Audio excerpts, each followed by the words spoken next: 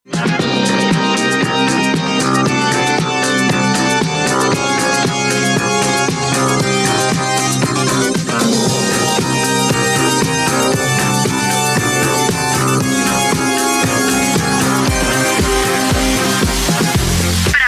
els pitets, que aquí comença l'empatx, l'embafada, el gran festí, la bacanal radiofònica.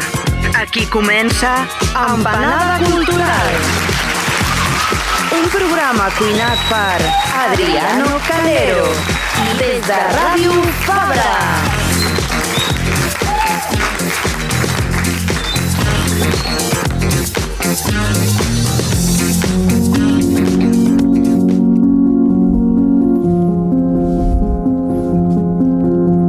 Ayer hablamos de fronteras, de nevadas cordilleras infranqueables, de tragedias que también son milagros y de acciones moralmente prohibidas en favor de la vida. Hablamos del paso del tiempo, de ese futuro que deviene presente y del tic-tac que apremia ante la muerte, del muro etéreo que se interpone ante la última frontera. Y para alejarla, una ofrenda, sumergiendo en el mar del pasado un vestigio marmóreo de la existencia humana, que si existe, es en el bien y es en el mal. Ayer hablamos de fronteras políticas, de conflictos armados, del mal, tan solo del mal. Y a todo esto, la poética como solución. Pues ¿qué pasaría? ¿Qué pasaría, se pregunta el maestro Benedetti, si rompemos las fronteras y avanzamos, y avanzamos, y avanzamos, y avanzamos?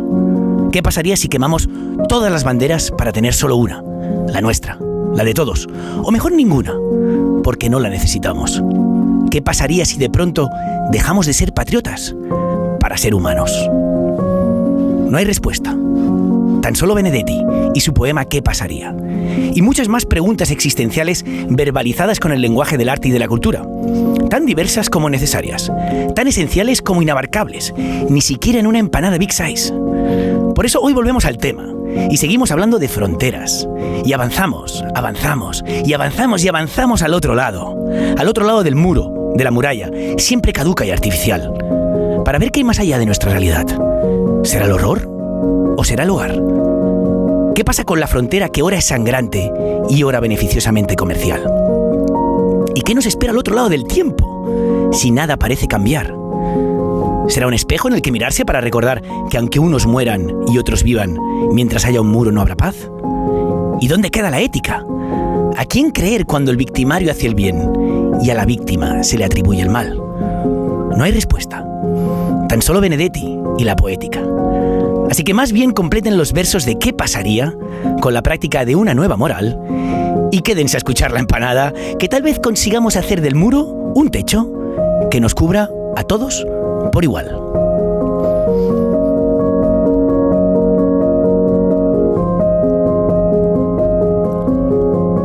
Bona tarda, bona nit, bon dia. Què tal estáis? Ei, bona tarda. Bona tarda. ¿Es tarda? Es tarda nit. Bueno. Bueno, que conste que esto es un programa de cachondeo en el fondo, ¿eh? Sí. Aunque con las editoriales así no lo parece. No, bueno, de cachondeo, de reflexión cultural. Avui és dilluns de Carnestoltes, és veritat. Sí, a 2 dies de l'enterrament de la sardina, eh? Hòstia. Carpe diem, tempus fugit, a tope. La veritat és que nosaltres aquí, els de Barcelona, com que això no... Has d'anar a Vilanova, no?, per enterrar la sardina, o què? Sitges, Berga. Hombre. Que hi ha el trobador de Madrona que té uns collons que collona. Sí. Veo una empanada cultural en Berga, ¿eh? Está sardinada, ¿no? Una sardinada. Pero bueno, ¿qué os parece esto de la frontera? Da para otra empanada, ¿no? Para muchas. Dona para unas cuantas, yo creo, ¿no? Sí, además, bueno, que conste, sobre todo aquellos que no estáis viendo la empanada, pero la estáis escuchando, que hoy nos acompañan Toni Gol, Julia Calvo, Nil, jo et dic Nil, tio, però Nil Teixidor. Nil Teixidor, exacte, clar que sí. Hòstia, Teixiar. És que estic malaltó avui, en el fons, encara que no es nota. Pero bueno, el tema es que os ha gustado esto de la empanada porque veníais como a probar, ¿no? Y os ha enganchado. Que nos hemos quedado. Nos hemos quedado. Crea adicción esto, ¿eh? Crea adicción. Oye, me encanta que estéis aquí. De hecho, vamos, muy sincero, ¿eh? Muy sincero. Y joder, que esto que va a ir para más, para mucho más. Está claro que ahora, de momento, sobre fronteras, ¿verdad? Y traemos cada uno de nosotros una sección al respecto. Así que, ¿qué os parece si le metemos caña, vamos al menú del día y ilustramos al oyente espectador sobre lo que vamos a hablar? Som-hi. ¿Sí? A l'ataque. Vamos ahí. Ens podreu trobar a Facebook Empanada Cultural, Twitter Empanada Cultura sense L, Instagram Empanada Cultural, tots els podcasts a Spotify i els videocasts a YouTube. Menú del dia. Bueno, ahora que, perdonad, este inciso, ahora que estaba escuchando o sea, estoy fatal, a la voz del programa, joder. Sí. Estaba pensando, hay que pedirle, con un talón de por medio, seguramente, que por favor le dé voz a vuestros nombres, de esa manera tan potente, tan sensual también, con tanto profundidad que le da ella, en el fondo. Así que, si os parece bien, incorporar. De cara a futuro, ¿no? Habrá un cuinat per Toni Gold, Júlia Calvo i en Nil Teixidor. Collonut, què parlem avui? ¿De qué parlem? ¿De fronteras? Comienzo yo, ¿vale? Con cine, evidentemente. De hecho, de alguna manera, había muchos motivos para seguir hablando de fronteras. El concepto en sí, el hecho de que Neil no pudieras venir al programa anterior por un cambio ahí de horario a última hora y sobre todo el hecho de que apareciera esa gran recomendación, La Zona de Interés, ¿no? Peliculón de Jonathan Glazer, que la fuéramos a ver. De hecho, ¿no? Nosotros tres. Bestial. Y que viéramos, vamos, sin lugar a dudas, que esa película tenía que formar parte de un segundo programa sobre fronteras, aunque se titule Al otro lado, ¿no? Pues desde esa película que voy a hablar yo, no os digo mucho más, simplemente recordad, si escuchasteis el programa anterior, que cuando la recomendábamos era en base a ese muro que dividía dos realidades, ese horror y ese hogar, ¿no? El hogar del comandante, del teniente comandante nazi, ¿no?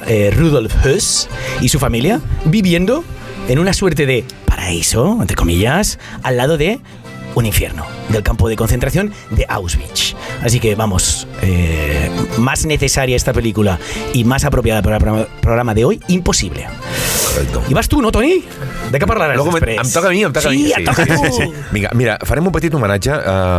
Fa exactament 10 anys que es va publicar aquesta novel·la, per mi un novelazo, d'una gran amiga que ja ens va deixar fa 2 o 3 anys, la Débora Puigpey, que són les músiques de Brundibar, que a més ja veureu com encaixa a la perfecció amb aquesta pel·lícula, La Zona d'Interès, amb tot el tema del nazisme, amb tot el tema també de la Segona Guerra Mundial, amb tot el tema, per desgràcia, d'actualitat del que estem vivint al món, no? També. Perquè, com diu el meu amic estimadíssim Adriano Calero, que la història està en constant diàleg permanent, constantment, no? És aquest rosari de denes que estan totes encadenades i, ho deies tu ara, no? Que mai millor una pel·lícula com aquesta, jo crec que també una novel·la com la de la Débora, les músiques de Brundibar, pel programa que bocador aquest títol, Sí. Jo sé que ens parlaràs ara. I ho veureu, ho veureu, de seguida. Estem al 12 de febrer de l'any 2024, sí? Doncs el primer episodi passa el 22 de febrer del 1930. Estem al dilluns de Carnestoltes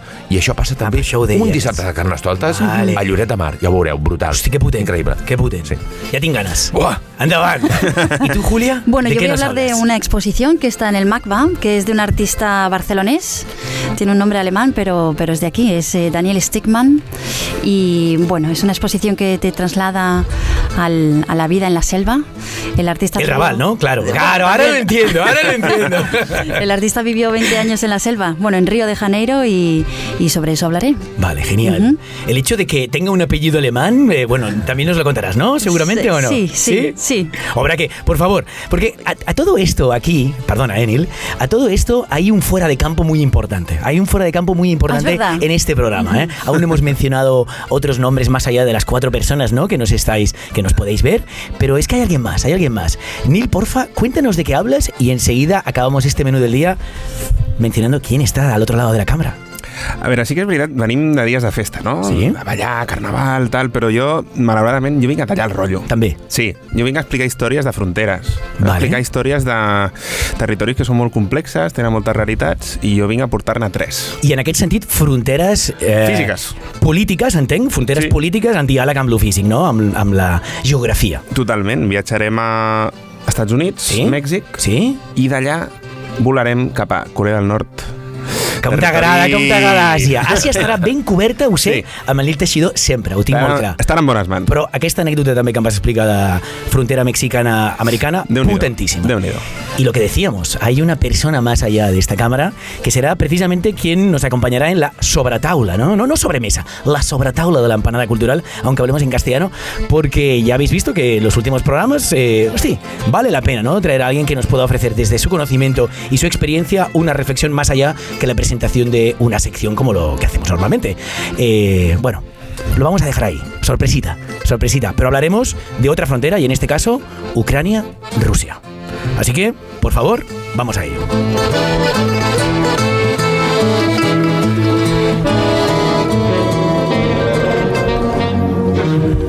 Cinema.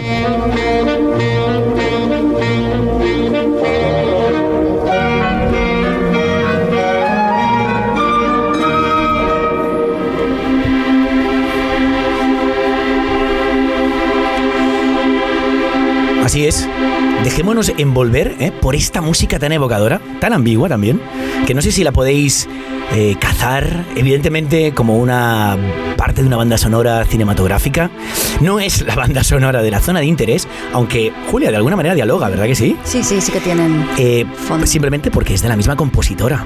Estamos hablando de Mica Levi, una compositora, de hecho música británica, que ya aparecía en la banda sonora, de hecho era la compositora de la banda sonora de la anterior película de Jonathan Glazer, que Jonathan Glazer, como ya hemos dicho, es el director de la película que hoy nos ocupa, La Zona de Interés.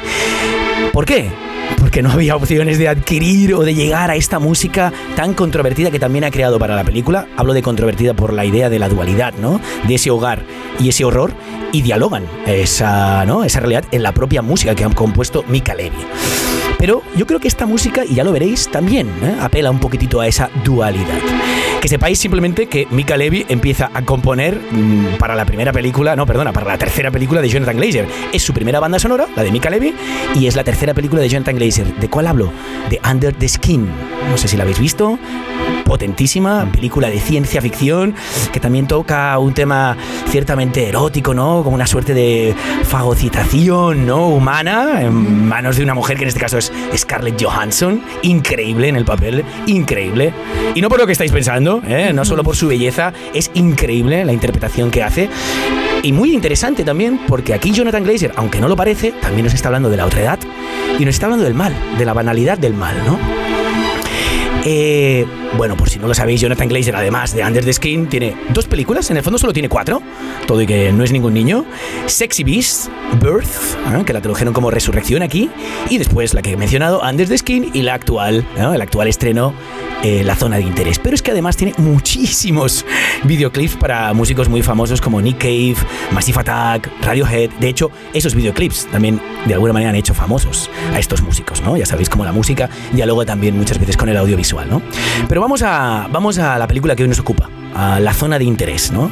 Que claramente habla de la otredad y sobre todo de la banalidad del mal, ¿no? Ya lo decía Hannah Arendt, ¿no? Esa banalidad del mal que tan bien expuesta está en la película sin necesidad de dirigirnos, simplemente plasmando. La película tiene un carácter documental muy potente que quizás en la música y en algunos tonos y algunas secuencias más efectistas se rompe, pero en todo momento nos da la sensación de estar viendo un documento totalmente veraz. ¿Qué documento? Recupero, ese gran muro que divide la vida hogareña de Rudolf Höss, el monstruo, ¿no? Un gestor de campos de concentración que por suerte, ¿no? Acabó en uno de ellos también, pero no muriendo como morían sus víctimas, sino en la horca. Y su familia viviendo en este paraíso, ¿no? Que no puede ser paraíso porque comparte una de las paredes con el muro del campo de concentración de Auschwitz. Y lo interesante aquí, ¿no? Es ver cómo Glazer presenta un conflicto 1000 veces contado, 1000 veces narrado, 1000 veces ofrecido, ¿no? Desde lo cinematográfico. ¿Cuántas veces hemos oído hablar, sí, ¿no? Del holocausto, del genocidio, del nazismo. Pero lo hace de una manera que pareciera que es la primera vez que te estás enfrentando a semejante sin razón de la maldad humana, ¿no? Es decir, y la clave evidentemente está en ese punto de vista, ¿no? En lo que vemos y en lo que no vemos. Y es cierto que Glazer en este caso parte de una novela homónima que está escrita desgraciadamente por un escritor fallecido, británico también, Martin Amis. De hecho, falleció unos días antes, creo, del estreno en Cannes. Esta película se ha estrenado ahora en las salas comerciales de Barcelona, hace muy poquito, en enero, pero realmente se estrenó a nivel internacional en Cannes, en mayo del año pasado, en el 2023. Y justo murió para esas fechas. Así que no sé hasta qué punto ha podido ver el resultado de esta película. También es cierto, insisto, que parte de esta película. Vale. Lo que coge de esta película es la idea de un punto de vista que en vez de ubicarlo en la víctima, lo ubica en el victimario, ¿no? Lo ubica en el agresor, en los nazis. Estamos muy acostumbrados a ver la realidad, ¿no?, del genocidio desde el genocidio, desde la víctima, nunca, ¿no?, desde los nazis. Sí, claro. Y desde luego nunca humanizando a los nazis, ¿no? Humanizándolos, literalmente lo que significa este término, ¿no? Que tendemos a hablar de la humanidad como una cuestión de bondad y hay que ponerlo en reflexión ¿no? ¿Y de qué manera creéis? Bueno, Julia y Tony lo tienen clarísimo. ¿De qué manera, por ejemplo, Neil, tú crees que ha presentado esta película el genocidio para desmarcarse?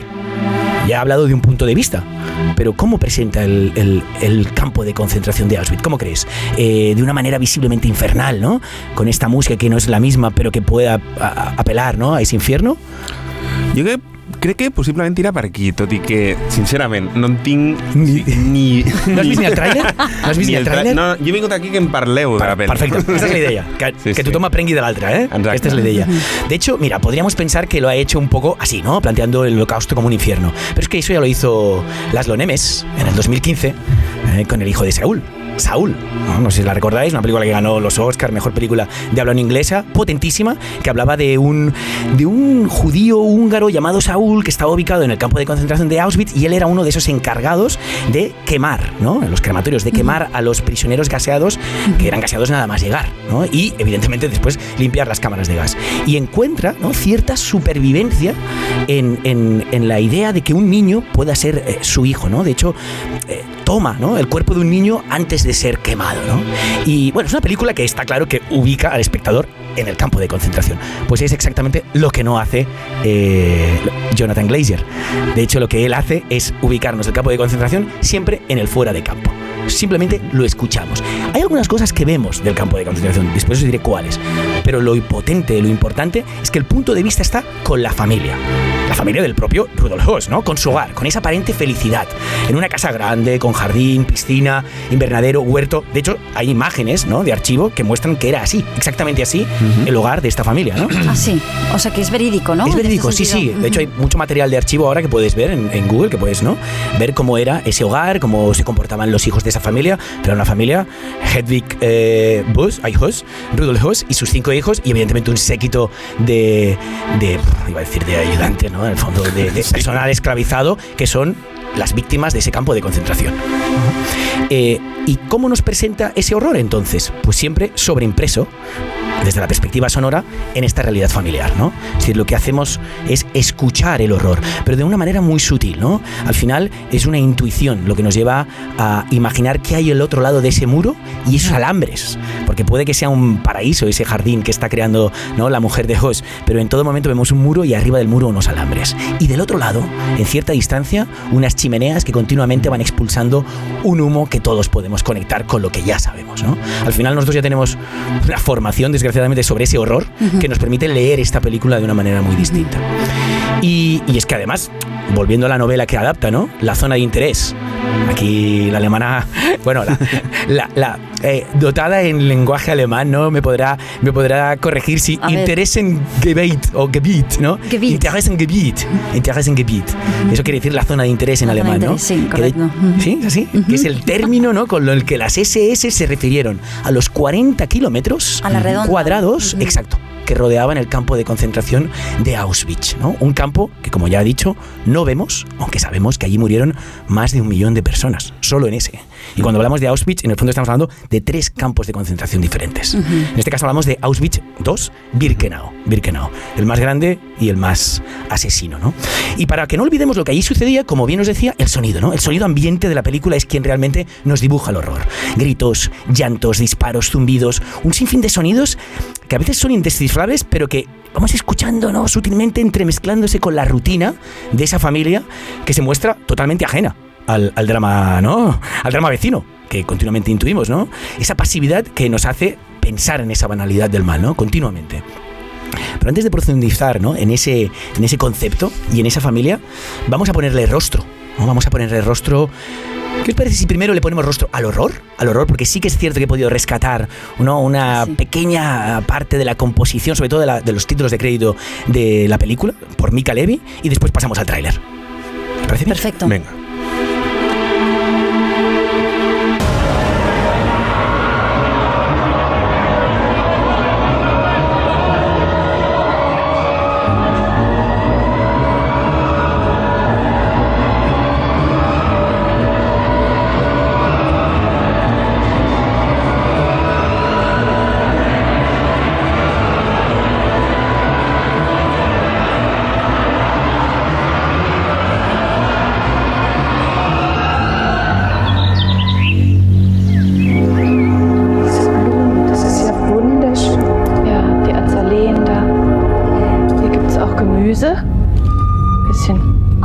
Rosmarin, hier ist rote Beete. Bueno, aquí todos estáis totalmente no familiarizados con el alemán y podéis proyectar, los que no veis, ¿no?, que es la señora de la casa presentando su jardín, su paraíso a su madre.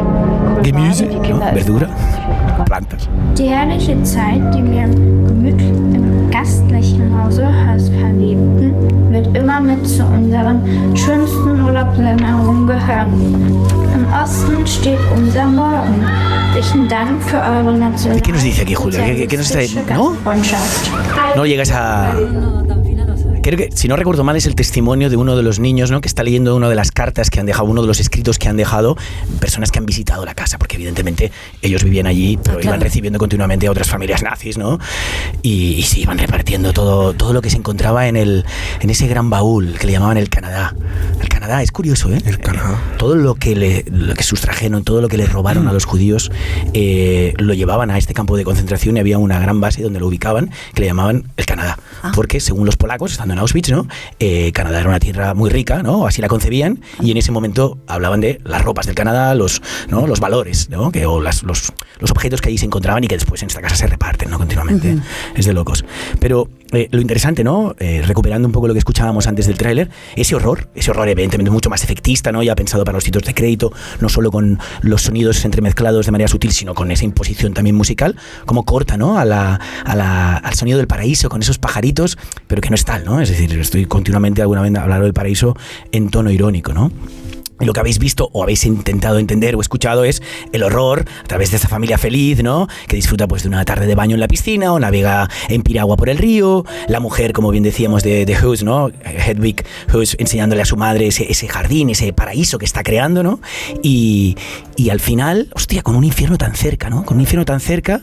Y lo que queda claro con este tráiler también es que el sonido o el guión no son los únicos aciertos de la película. No sé si habéis podido ver cómo al final la herramienta perfecta, ¿no?, para narrar es el propio cine, es el audiovisual, es esa imagen, y la composición, por ejemplo, que lo apuntaba al principio, ¿no?, pues es muy poco artificiosa. Hay unos planos más bien de larga duración, quizás el tráiler no los ha respetado, pero si veis la película veréis que está continuamente atestado de planos de larga duración, con un montaje muy sutil y muy pocos cortes, que al final le dan esa credibilidad documental a lo que estáis viendo, ¿no? Además, los tiros de cámara, muy importante. Jonathan Glazer ha ubicado las cámaras escondidas siempre. De hecho, si recordáis la película, veis que muchos de los planos son ciertamente angulares, planos generales, y los vemos alejados de esa dinámica. Tampoco estamos con ellos, ¿no? Eso también es importante como espectadores, aunque en el fondo estamos muy cerca, ya lo veremos. Y a veces tenemos también incluso esa perspectiva de cámara de seguridad, ¿no? Picados, tiros de cámara picados y angulares, ¿no?, a cierta distancia. De hecho, hay un crítico que me encanta, Sergi Sánchez, lo sabéis, que define, ¿no?, ese lenguaje como el lenguaje de la hipervigilancia, y que Glazer en el fondo proyecta en la pantalla ese automatismo que caracteriza la hipervigilancia, la ceguera de una enfermedad que no es una enfermedad del pasado, que es una enfermedad contemporánea. Contemporánea. Porque aquí la gracia no es recordar qué malos eran los nazis, eso ya lo hemos visto mil veces, ¿no? Nazis totalmente planos, estereotipados, no. Aquí lo importante es darse cuenta de que esos nazis son tan malos como lo podríamos ser nosotros. Ellos están construyendo su vida sobre las miserias del otro. ¿No hacemos algo similar en Occidente, en base a otras realidades?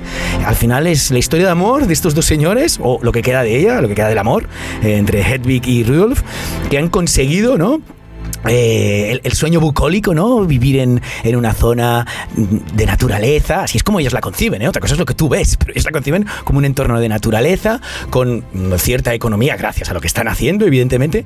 ¿Y cuántas familias no construyen su vida? Evidentemente no apoyándose en el horror, pero con esas intenciones bucólicas, familiares y sobre todo de proyección laboral. Porque al final Ajos se nos presenta como el directivo de una gran empresa, en este caso es el nazismo, el directivo de una gran empresa que lo que quiere es hacer muy bien lo que sabe hacer.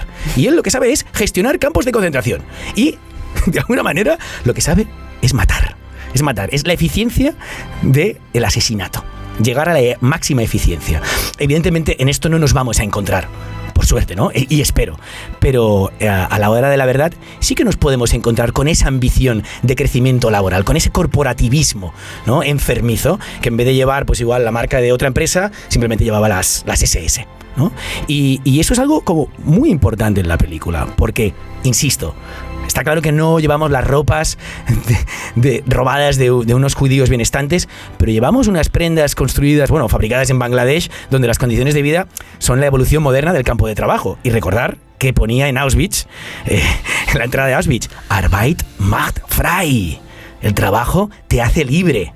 Aunque estaba claro que para los nazis era la exterminación a través del trabajo, ¿no? Entonces, ya finalizando, en definitiva, lo que hace Glazer aquí es no solo contarnos esta historia desde un punto de vista diferente, sino es retarnos. Nos reta para reflexionar acerca del lugar que realmente ocupamos en el mundo y nos invita a pensar si no estaremos haciendo algo parecido. ¿Qué os parece? Hostia, acaba la canción, no estoy ni calculado, ¿no? Lo has clavado, Adri. Merci, Cristian. Bueno, ¿qué os parece? ¿Qué os parece? Por favor. Increíble, increíble. La verdad que a mí la película me encantó y sí que es verdad que ese nerviosismo y esa tensión se siente en cada momento y con unos recursos visuales también muy interesantes, ¿no? Como incorpora como planos más abstractos, que mete solamente planos de color, por ejemplo. Cierto. Y, sí, un rojo, ¿no? Un rojo. Un plano negro que alarga. Súper potente. Esa es la parte que te saca el documental, ¿no? Y que te habla más desde lo emocional. Desde lo emocional, sí, desde lo más banal también, lo más carnal también, que al final no deja de presentar a dos personas de forma muy, muy básica, ¿no? De lo que tú comentabas, Adri, el ser persona y el querer a tu pareja o intentar hacer lo mejor posible para que esa empresa, que es en este caso desde una visión más familiar, funcione, ¿no? Y vaya hacia adelante. A mí me resultó muy, muy increíble la película, la verdad. Sí, ¿no? Sí. ¿Incómoda también? Incómoda muchísimo. Mucho, ¿no? Salí con el estómago encogido completamente y yo, madre mía. ¿Y a ti qué te pareció, Tony? Bestial, bestial. La verdad es que ya sabéis que soy un ser como todos los poetas o la mayoría de poetas. Ahora sí, sensibles, enfermizos, hipersensibles en este caso, y la verdad es que hirió fuertemente mi sensibilidad, lo digo en serio, Sí. porque ante la muerte, silencio, después más silencio, ¿no? Y otra vez silencio, reflexión, contemplación. Ante el horror, realmente yo tampoco no tengo palabras, ¿no? No tengo palabras. No lo sé, me movió muchísimo y lo peor es eso, ¿no? Que todos los humanos tenemos la tendencia a pensar que los malos son nosotros, siempre, ¿no? Por eso siempre digo que cuando alguien me dice, no, es que yo soy muy buena persona. Qué mala venga, Qué mal vamos, qué mal vamos. No, empezamos mal, tío, no eran bien. Ya, eso es verdad. Sí, porque, bueno, siempre pongo la comparación. Lo hice cuando presenté, ya hace 10 años, la novela de Débora, ¿no? El hombre viejo, ¿no? Que sería un poquito lo que reflejan, yo creo, esa familia, ¿no? El hombre viejo, animal, racional, inconsciente totalmente, vamos a suponerlo, ¿no? No saben, perdónalos, Señor, porque no saben lo que hacen, ¿no? Perdónalos, Padre, ¿no? El hombre desnudo, lo manú, que le llamo yo, ¿no? Que es cuando realmente tomas conciencia de ese barro, de esas capas profundas del alma humana, ¿no? Capaz de todos los horrores, de todos los asesinatos, ¿no? Y que a partir de ahí, pero que es que a partir de ahí, cuando puedes intentar, ¿no? Empezar ese proyecto de hombre nuevo, ¿no? que sería el hombre, pues quizá con esa conciencia de ese barro que llevamos dentro, ¿no? Y que por tanto, bueno, depende también de los objetivos que tengamos los humanos, ¿no? Pero si realmente queremos hacer un mundo mejor, un mundo más habitable, un mundo que realmente quepamos todos, yo creo que ese proceso es importantísimo, es vital, ¿no? Por tanto, la película... ¿Qué pasaría, no? ¿Qué pasaria? El poema és brutal, és increïble, és molt fort, no? I jo penso que va per aquí la cosa, no? Hòstia... Ens convida això, aquesta pel·lícula, també. No és només a quedar-se amb la crítica i no, és mirar-te a un mirall i dir, hòstia, com podem anar? Quiero recuperar una frase que dijo Primo Levi, un comentario que hizo Primo Levi sobre Hoss, ¿no? Dijo, y creo que la clavó, era un hombre vacío, un idiota callado y ansioso que se esforzaba por llevar a cabo las iniciativas bestiales que se le confiaron con el mayor cuidado posible. Y aparentemente encontró en esa obediencia una satisfacción total de sus dudas y sus preocupaciones, que eso es muchas veces lo que le pasa a estas ambiciones desmedidas de ciertos personajes que no conviven con la muerte, pero conviven con esa ambición desmedida. Es la necesidad de acallar unas voces, unas dudas, unas preocupaciones, ¿no? Simplemente, para acabar la sección, que sepáis, bueno, ya lo he mencionado, ¿no? Hoss, simplemente lo tenéis que wikipediar, pero a Hoss lo juzgaron en Nuremberg en el 47, murió ahorcado precisamente en Auschwitz-Birkenau. Lo interesante es ver qué le pasó a la mujer. Que la mujer formaba parte, ¿no? de ese testimonio silencioso, del mirar al otro lado, ¿no? Pero a otro tipo de lugar. Y ella consiguió, se cree, precisamente a raíz de delatar la ubicación donde estaba el paradero de Hoss, porque ellos, cuando entraron las fuerzas soviéticas, se separaron. Se dice que a partir de señalar la ubicación de donde se encontraba Hoss, ella de alguna manera quedó libre de pecado y se pudo marchar con su familia a Estados Unidos, donde rehizo su vida y murió en el 80 y pico, con 80 y pico años, más o menos. Pero bueno, como tenemos tanta carga y ya has empezado, ¿no? De alguna manera, que te quiero escuchar, Toni, parlem-ne de la Débora i de les músiques de Brundibar. Anem cap a la secció de llibres, literatura. Llibres.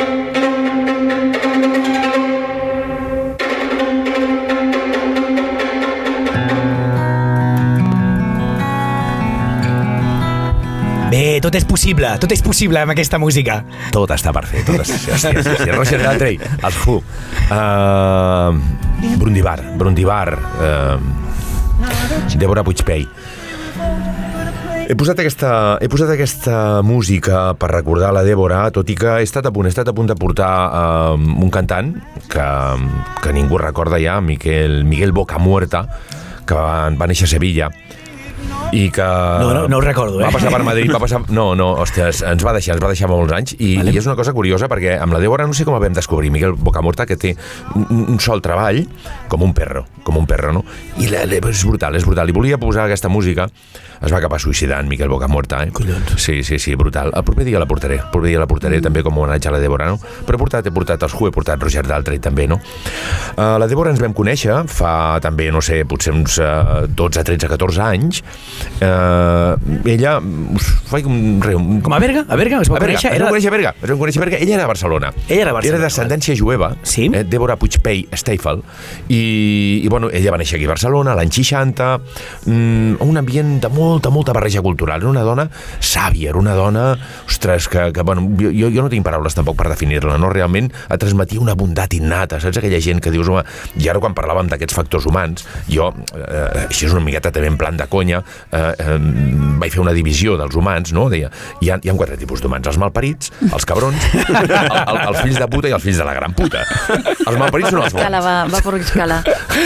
Els cabrons serien aquells regulars, sí, que cuidao. De quantes banderites. Claro. Sí, els fills de puta són els dolents i els fills de la gran puta són els malvats, no? Aquells dimonis purs, no? Doncs jo crec que no estaria en cap d'aquestes 4 classes. La Débora era un àngel. Estava a part. Sí, se m'ha fet gràcia perquè m'ha recordat el Woody Allen, que sempre deia en una pel·lícula, de fet, diu, aquí solo hay 2, ¿no? Los desgraciados y los miserables. Él los dividía así, ¿no? Y era más que todo por su condición y por su intención. Sí. Solo dividía condición o intención. Parlant d'Auschwitz, un dels grans classificadors dels humans va ser precisament Viktor Frankl, que jo l'admiro moltíssim i també l'estimo molt, i va ser un psiquiatre que va estar a Auschwitz, es va poder salvar finalment, no? Vale. I ell deia que hi havia dos classes d'humans. Jo crec que va ser molt generós, sí? El tio, i va ser molt respectuós, no? Deia els decents i els indecents. I llavors una cosa que a mi em va marcar molt, i que estic totalment d'acord amb en Frankel, que diu, a veure, i d'aquests n'hi ha a tots els col·lectius. Clar, perquè els que estaven amb mi, els meus col·legues, també n'hi havia d'indecents. No pensis tu que o sigui, també hi havia fills de la gran puta. Jo crec que entrem i sortim molts, no? També, perquè si no, aquí què està passant? Que aquí somos 4, aquí està... Bueno, 5. 5, sí. Però, parlant del tema de la Débora Edi, que ens vam conèixer a Berga, va ser una miqueta d'amor a primera vista, com va passar amb l'Adriano, també, Sí, aquelles connexions especials, química. No? Ella era una dona que, a més, jo crec que era una gran persona, una gran narradora, i també, doncs, poeta, que també feia poesia, però sobretot una gran... Ostres, això és un novel·lón. Li puc fotre un... Deixa'm, sisplau. Sí. No és una novel·la fàcil, Les músiques de Brundibar, de Brundibar. Les músiques de Brundibar. De fet, sisplau, sí. Què vol dir aquest títol? Què són les músiques de Brundibar? Exacte. No? Ens ho explica una miqueta la contraportada, que és la que us volia llegir. O si la vols llegir tu, Adriano... No, sisplau, cosa teva, tio. Sí, endavant.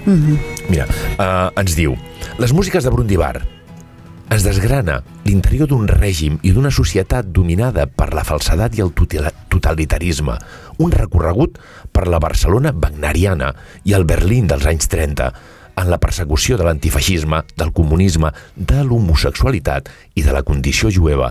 És totalment cruel i despietada. Brundibar és el nom d'una òpera infantil representada pels nens i nenes del camp de concentració de Terenzin. M'hi has fet pensar quan amb aquest eslògan que... Arbeit macht frei, no? Macht frei. Que el treball us farà lliures, no? És una miqueta, doncs, aquesta intel·ligència del mal, no? El 44, el règim nazi va fer un reportatge que falsificava el que sortia a l'obra, fent veure al món que aquella era la vida real dels nens i nenes preses. És a dir, que van fer una pel·lícula on sortien les nenes i els nens jueus representant aquesta òpera, sí, les músiques de Brundibar, i a més, doncs, van vendre la moto de tal manera que aquesta intel·ligència del mal van fer venir la Creu Roja Internacional, no sé quants països, s'ho van creure. Com si la vida als camps de concentració fos aquella. Sí, que els hi donaven berenar, genial, i estaven superben atesos, una formació espectacular. Van acabar l'obra i l'endemà van acabar amb tots els nens i les nenes jueves. Els van cassejar i els van cremar, no? Brutal. És d'aquelles coses realment espantoses, atrocitat, brutal, no? Doncs això són les músiques de Brundibar, no? I jo una música que encara ressona, clar. Sí, que ressona... Desgraciadament, no? Desgraciadament, és brutal, no? Ens parla de Wagner, de fet, la novel·la diu La nit de Carnestoltes de l'any 1930, us ho he dit, no? Estem al 12, això passava el 22 de l'any 1930, 22 de febrer, quan la rua de l'extermini s'apropa a Lloret de Mar. Un home emmascarat amb un cap de dues cares oposades cau de cop sobre la multitud des de dalt d'un dels carros i es va clavar el trident o la forca d'un altre pelegrí que anava rondant la desfilada i que havia improvisat una ambigua disfressa. Qui ho va fer? Qui el va matar? Per tant, l'accident el van pelar, no? Clar, no, ja s'ha pressuposat que el van pelar, no? No ho sabem, clar, per això jo començo dient, clar, què és Brundibar? És una novel·la històrica, una novel·la social, una novel·la negra, una novel·la de ficció, tot plegat. Ho anem a veure, què us sembla? Sisplau. Amb alguns petits fragments. Perquè és tota la vegada, no? Entenc que és tota la vegada. Una mica tota la vegada. Va per aquí. Hi ha una novel·la de no ficció. A veure. Amb el vostre permís, que sisplau. Si m'estic emocionant amb la Débora, amb vosaltres... La Débora, per cert, té, o sigui, a part d'aquest llibre de les músiques de Brundibar, has dit que té una obra poètica, té més publicacions d'aquest caire, sempre amb aquesta reflexió sobre el seu ascendència jueva... Sí, Donde hay Nilat, també va per aquí, Abre Relatos... Ella era una gran admiradora de Borges. Era, jo crec que una gran fan de... Com no ser-lo. Del maestro Borges. I també es reflecteix això, la seva obra, la seva literatura, amb tota la... O sigui, molt polièdrica, entenc, no? Molt polièdrica. Moltíssim. Però clar, per exemple, amb el tema de Brundibar, dius, a veure, de què ens parla, no? Però mireu, ens parla, per exemple, de la vida. Brundibar ens parla de la mort, de la condició humana, de mil coses més, com per exemple, de les estratègies humanes per conjurar la por, el perill i el mal que plana damunt nostre. Com activem el pensament màgic, en aquest cas genial, per alliberar-se del terror que suposa un perill real imminent. Mireu, són tres amics, en aquest cas doncs, d'origen també germànic, que els seus pares venen a passar les vacances doncs, aquí a Catalunya. En aquest cas estan a Barcelona, Lloret de Mar, etc. No?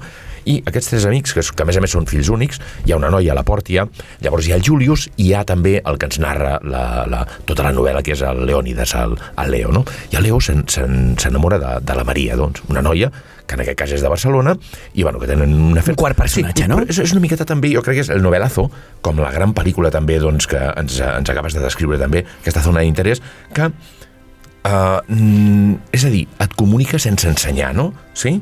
Simplement intueixes, no? Que jo penso que és la gran pel·lícula. Que plasma, sí. No? Suggereix, una pel·lícula però gore, no mostra.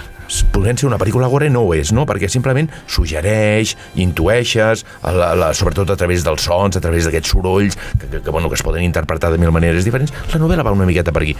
Imagineu-vos com comença aquesta primera escena que us he triat, que diu en una altra ocasió, quan els plans del Führer esdevenidor ja començaven a distingir-se amb certa claredat, la Maria va aparèixer amb una fotografia d'Adolf Hitler, retallades de les joventuts i marcat per plecs desiguals.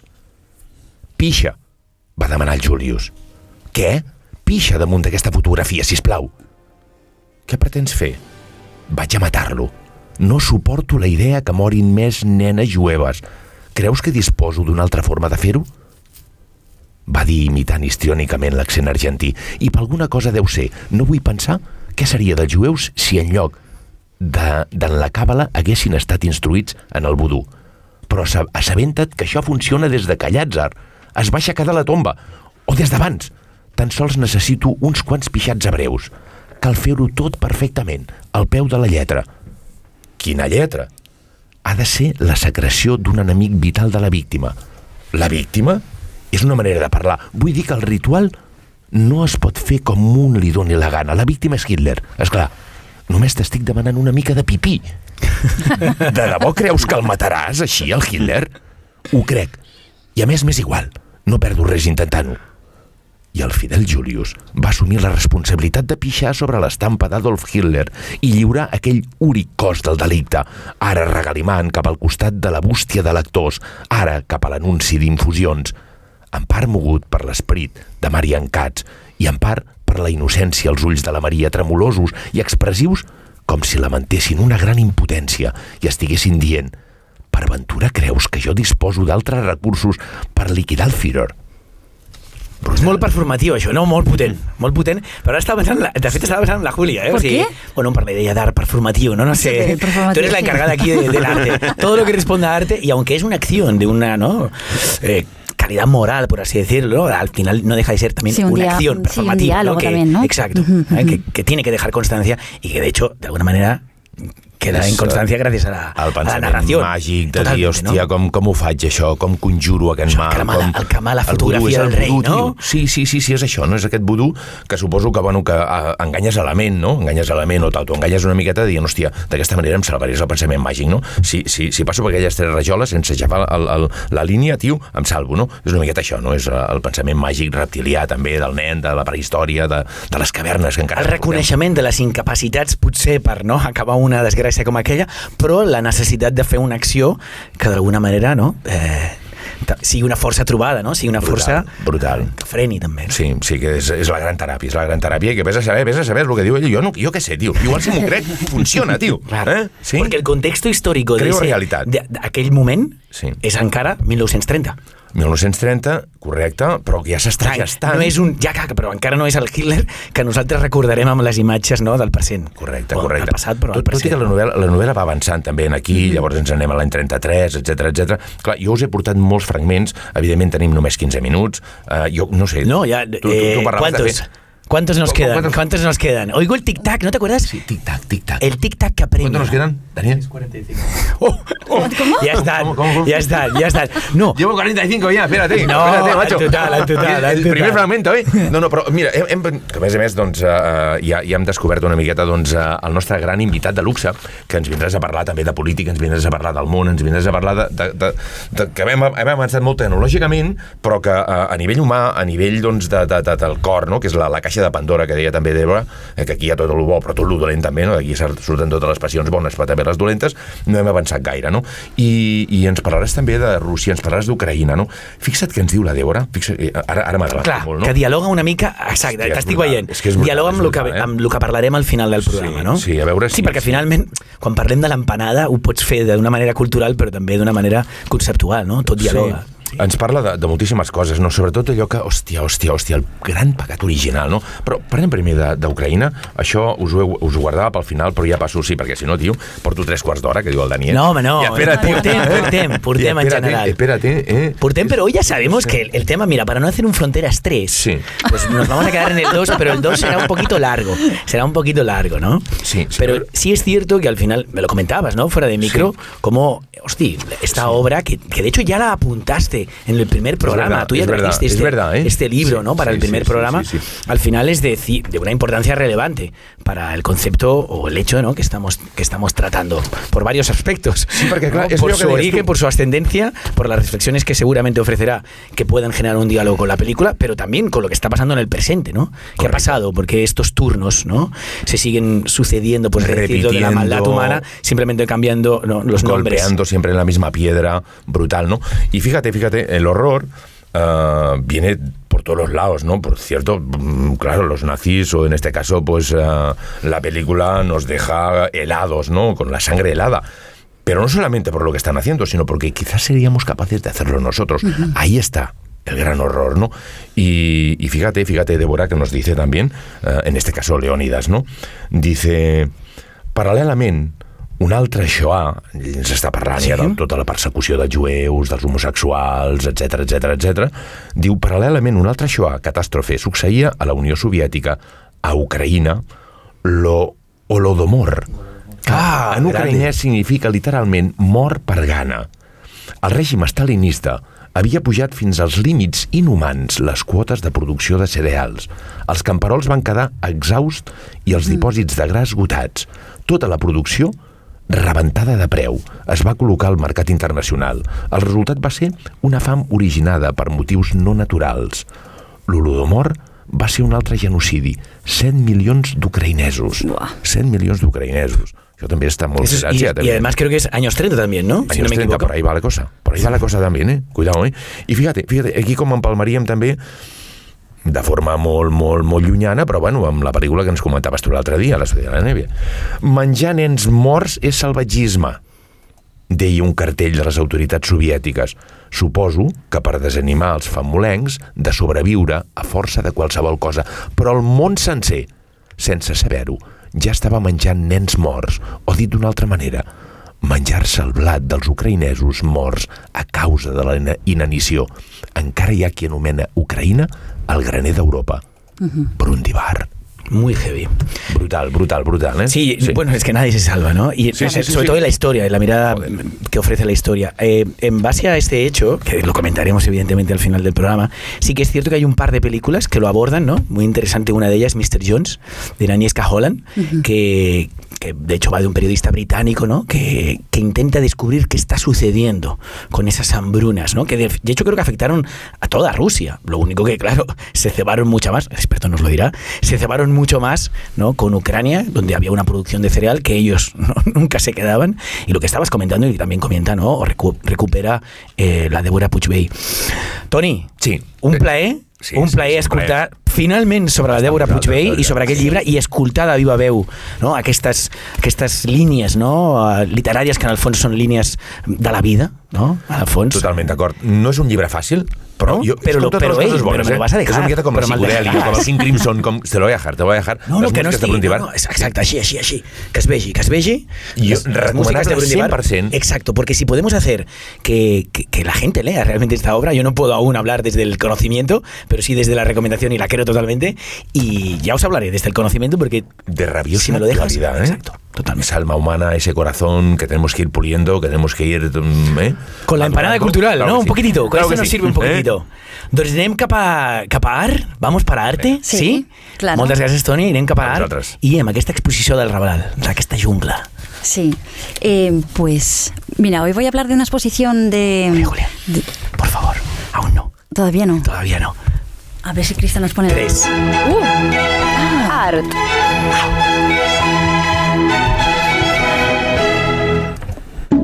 Ahora Sí, es que se faltaban los tambores, Claro, joder, es que se verdad. faltaban los tambores.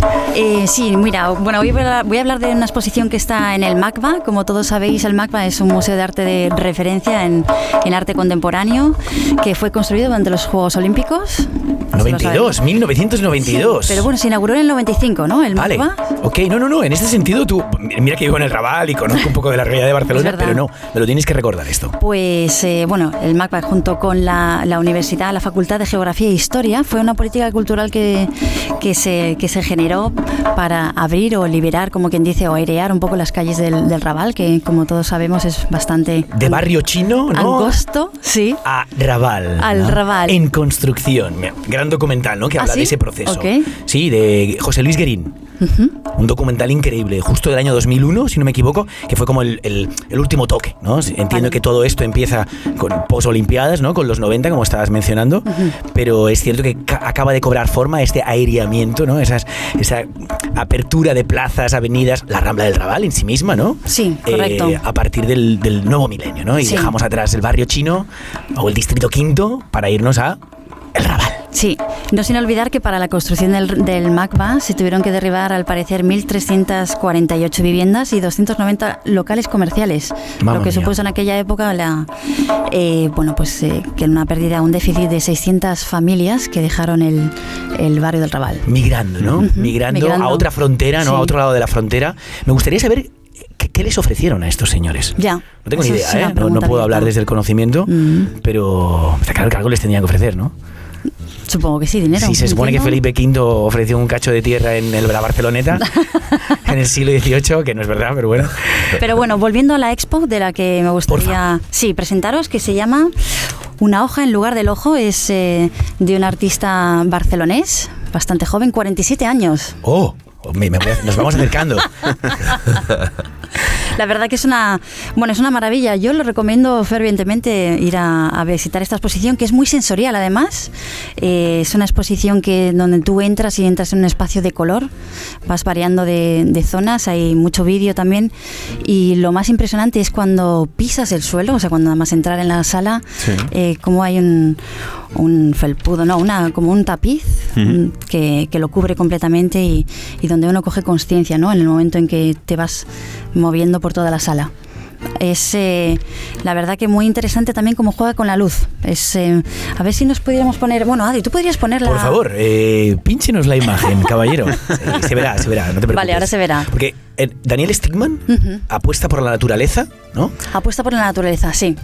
Creando estos espacios naturales. Correcto, dentro de un museo, que Ok. es lo más interesante. Si visitáis la exposición veréis que hay un pabellón, por ejemplo, donde uno puede observar un oasis o una naturaleza con insectos también dentro, ¿no? Que son bichos palo y creo que unos bichos bola.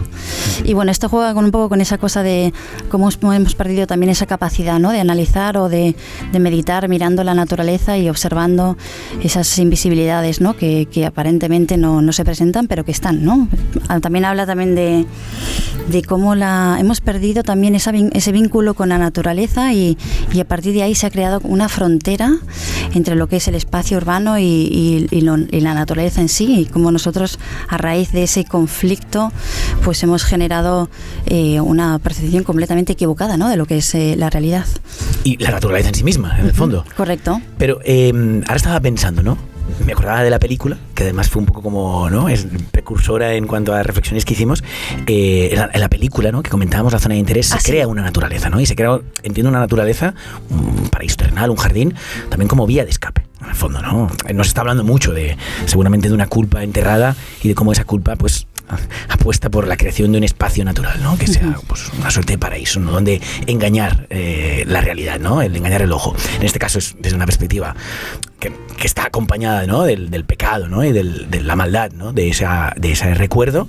Aquí no, ¿no? Aquí hay una apuesta por la naturaleza precisamente renovadora. Renovadora, sí, también mucho desde la percepción también, o sea, como esa mirada, ¿no? Que hemos que de repente se ve alterada, ¿no? En ese espacio de color, pues va jugando con las sensaciones sinestésicas. Por ejemplo, hay un pabellón pequeño naranja donde tú entras y lo que puedes comer te preparas un zumo de naranja, y al ser un espacio fuera que es azul y entras en un espacio que es anaranjado, cuando tú miras hacia afuera lo que ves es que todo es verde, ¿no? Es un juego de lo que es la escala cromática, ¿no? Y de la percepción de los colores. La verdad que muy interesante también, bueno, pues para visitarlo con niños, con gente que no sea muy allegada también a lo que es el arte, porque es muy sensorial y juega también con muchos recursos de la vida diaria, ¿no? Tiene una instalación, por ejemplo, de unas cadenas que van colgando por toda la sala, y estas son las cadenas las cortinillas que se usan antes, que se usaban mucho antes para que no pasaran las moscas. Mi abuela las utilizaba, totalmente. Pues ahí te puedes pasar la tarde, la verdad que teniendo esas sensaciones así más sonoras. Y que, por cierto, también hablando de sonido, me gustaría introduciros a ver si pudiéramos poner un paisaje sonoro. Por favor, vamos a escucharlo.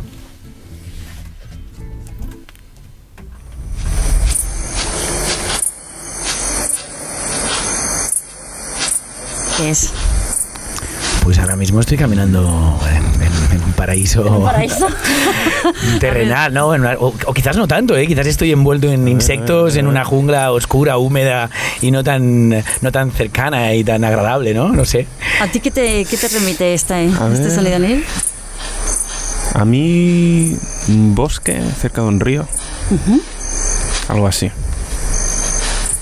Y este tipo no estará detrás del Cosmocaixa y la... No, porque he recordado una exposición, es increíble, hay un espacio natural creado en el Cosmocaixa, que es la selva en sí misma, es el Amazonas. Sí, es verdad. La selva Esmeralda. Me ha venido ahora, la selva Esmeralda, tío. Ah, estás hablando de la otra película. La película, en Colombia, precisamente. En Colombia. Pero sí que es cierto que, claro, ya hay una apuesta desde los espacios museísticos por crear estas naturalezas, ¿no? También como análisis, entiendo, ¿no? De esa... El bosque animado, otra película, ¿no? Peliculón. El bosque animado. Entonces, no sé. El bosque animado. Sí. ¿Tú qué piensas entonces? Bueno, efectivamente, sí, tenéis completamente razón. Es un audio que pertenece a una pieza de vídeo, ¿sí? Que es una pieza que está hecha con inteligencia artificial. Vale. Es un espacio nocturno, bueno, es un lugar nocturno en la selva, por donde va vagando una pantera. Que está hecha así con inteligencia artificial. Es un loop continuo, bueno, un loop continuo no, se puede decir como una realidad paralela, ¿no? Donde el vídeo no tiene un final y el animal que se va moviendo por este espacio va teniendo pues una vida también normal, como quien dijera. Vale. Y bueno, hay un vídeo también, a ver si lo... Sí, de hecho, no, ya me dirás, si quieres que suene. Puedes ponerlo ahora. Que sí suene. Está el audio. Sí. ¿Estamos viendo el vídeo o lo vemos en separado? Porque también es un trabajo, entiendo, ¿no? De acercarse a ese trabajo desde lo sonoro, desde lo visual o en un momento desde lo audiovisual, ¿no? Pero... es que finalmente entiendo que la apuesta de este hombre es también como para que nosotros recuperemos nuestra propia naturaleza, ¿no? Nuestra propia esencia, y quizás nos acerquemos más a esa posibilidad de cambio que también apuntabas, ¿no? Y que de alguna manera también parte de la reflexión de Débora Puig-Vey. Sí, mira, me gustaría leeros un pequeño fragmento, son 3 frases sobre lo que decía Daniel Stickman. Dice: Occidente lleva casi 400 años confiando en un sistema equivocado. Que lo de funcionar a través de oposiciones, como de separar la naturaleza de la cultura o la mente del cuerpo, nos ha arrastrado a una relación errónea con nuestro entorno. Esa cosa de separarse, ¿no? de la naturaleza y para luego fragmentarnos completamente. Sí. Muy interesante. Y bueno, pues en una exposición que va a estar hasta 3 meses, hasta el 22 de mayo. Y bueno, os recomiendo sobre todo acercaros por el MACBA y sobre todo por el Raval. Iremos. Bueno, yo está claro que estaré ahí. Además, sí, apto para todos los públicos. Para todos los públicos, con los niños. Genial. El tema es, me pica la curiosidad de esto que has dicho, ¿no? De que la naturaleza puede ser vista pero no transitada. ¿Por qué? ¿Tú por qué crees? ¿No? Porque al final no deja de ser una mirada al otro lado. ¿No? Estamos ¿Va la redundancia? Sí. ¿Hablando ahora desde la exposición o en...? De la expo, ¿no? Me has dicho que todos los trabajos naturales que hace y que ubica en museos nunca pueden ser transitados, solo vistos, en la distancia. ¿Por qué? ¿Por qué no dialogamos con ellos? ¿Por qué no podemos profanarlos? Claro. Bueno, a ver, en la exposición tiene muchos elementos también, ¿eh? O sea, también hace muchas obras que están generadas a través de ramas, ¿vale? y de hojas, o sea, que tiene intervenidas elementos naturales que luego los cuelga sobre la sala. El hecho de recrear este pabellón que os comentaba antes es más que nada por esa cosa de respeto, ¿no? Hacia los insectos y para preservar también ese espacio que es un poco inmaculado, ¿no? Y que el hecho de que si entráramos ahí, pues cambiaría la temperatura, cambiaría también, entiendo, pues la humedad, y para preservar ese microclima, ¿no? A la hora de mirar la pieza en sí. Okay. También es un ejercicio, una reflexión, ¿no? Sobre, vamos a entrenar al ojo a observar cosas que no se ven a primera vista. Ok, me gusta. Sí. Sí, porque yo me imaginaba ya transitando en él y alterándolo precisamente para dialogar con él, ¿no? Y para recuperar esa esencia. Pero está claro, no podemos joder la obra de nadie, ¿eh? Es arte. Bueno, pues si te parece bien, sí. Avanzamos y Transitamos. vamos a Nil i aquests relats fronterers, no? Vamos para allá. Secció de cultura. Som-hi. Vinga. Cultura.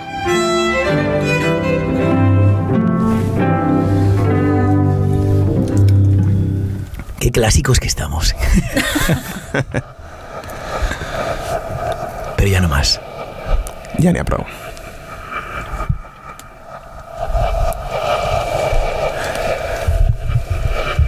Bueno. Està començant a sonar una música. ¿Quieres que genere, Sí, ¿no? sí, Peso, sí. que evoque, Això que nos envuelva? Ha de Vale. generar tensió, passant del MACBA. Ara vull que ens sentim tots una mica. Ah, sí, eh? Sabeu com el ninot del Google Maps? Allò que l'agafes i vas cap a una frontera? Vale. Qui no ha espiat carrers, no?, amb el Google Maps? De dir, a veure com és les calles de... Es a lo que me dedico en mis ratos libres. Doncs bueno, està sonant... No sé si heu vist Breaking Bad. Sí, claro. Sí? Vale, sí. Hay Està fronteras. sonant una cançó, ha parat Goodbye. Molt gran. Que Goodbye, de fet, és una paraula que té relació amb el que explicarem.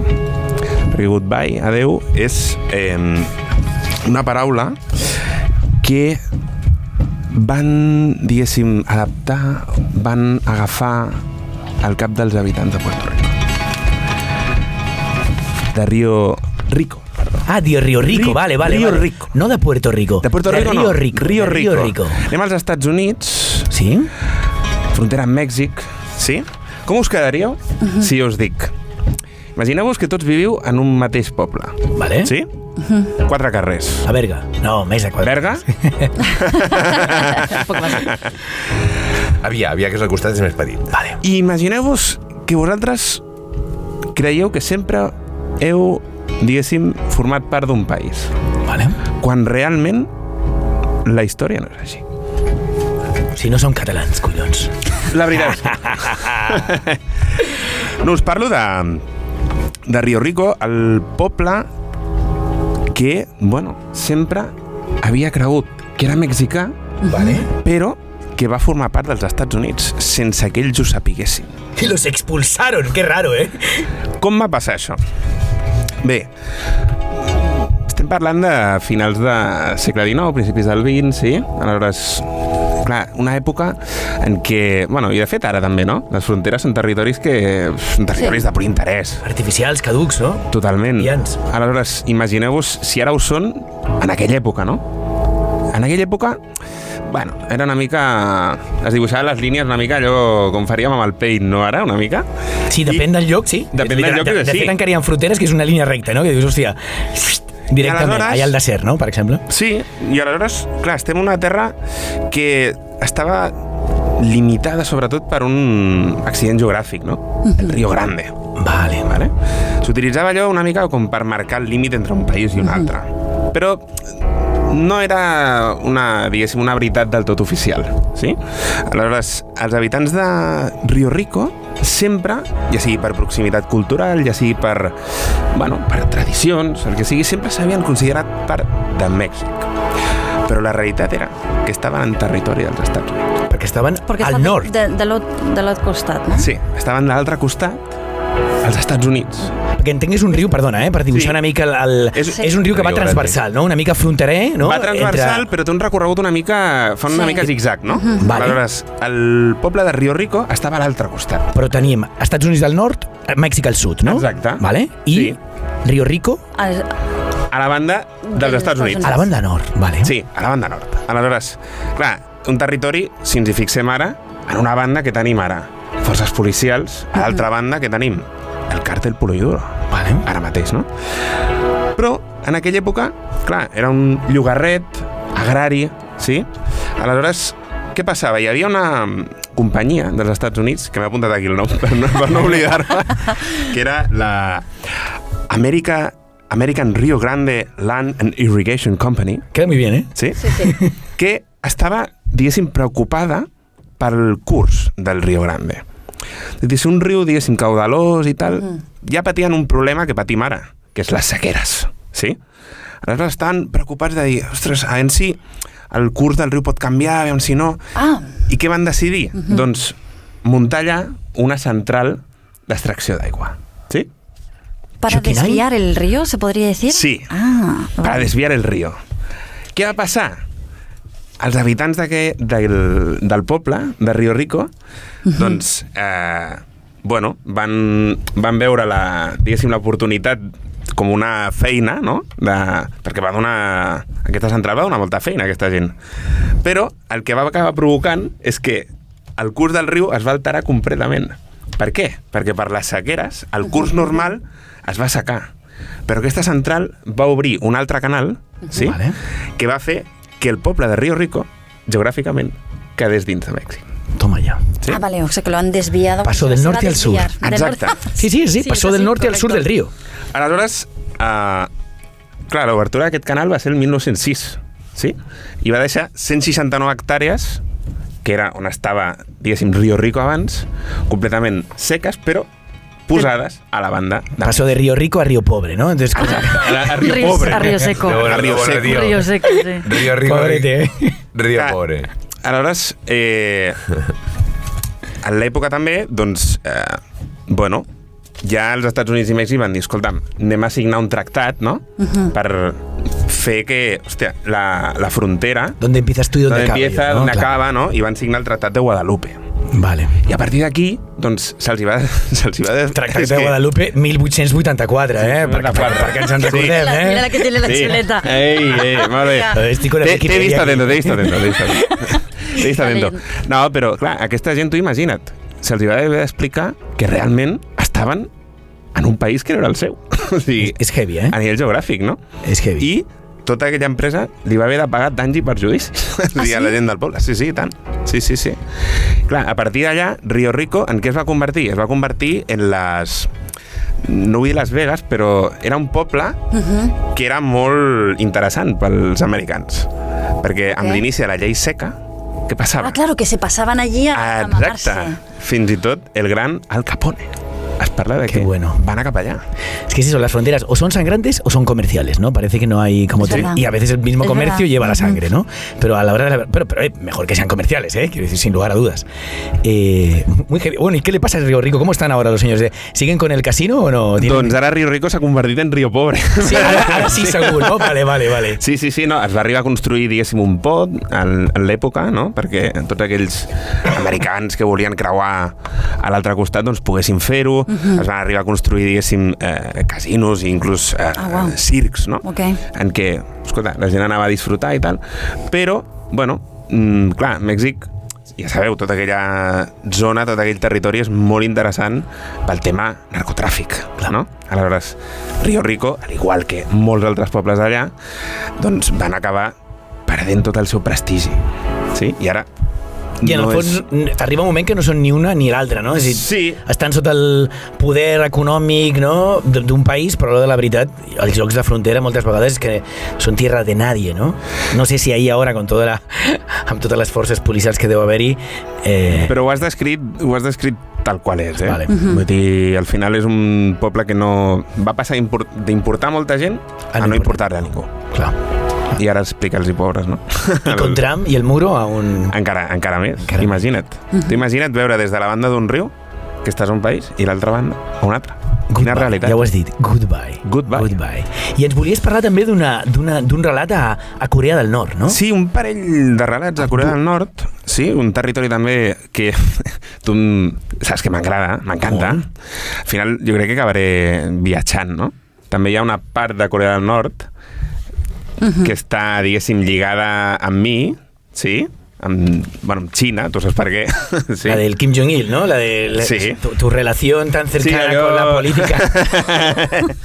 No, ja Corea del Nord sempre ha estat molt lligada amb Xina, sí? Per què? Ho entendreu ara. A la primera història que explicaré la història de la senyora Yang, sí? Una senyora d'origen nord-coreà, però que va acabar vivint a Xina. No perquè ella volgués, sinó perquè la guerra la va obligar a això.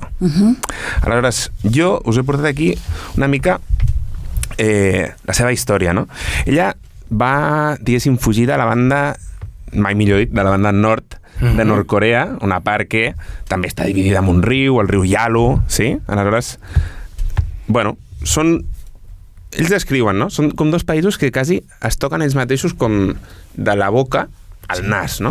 Vale. I passa una mica el mateix. Des de la banda d'un riu pots veure a l'altra banda els retrats de Kim Jong-un, Kim Jong-il. Fortíssim. Des de Xina, no? Tu contínuament... Des de la banda xina, sí. Però clar, aquesta senyora passava de Corea del Nord a Xina com si passessin per un pas de vianants, no? Però què va passar? Doncs que, com tots sabeu, va acabar venint la guerra. Corea del Nord, Corea del Sud. Tot i així penseu, bueno, doncs potser igual les fronteres estaven una mica més controlades, no? O estaven...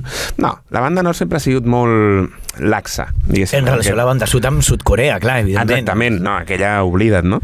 Però entenc que, clar, la guerra, d'alguna manera, no només fa més sòlides aquelles fronteres, sinó que també és l'evolució que fa Nord-Corea, no? No sé si m'estàs parlant ara de principi del segle...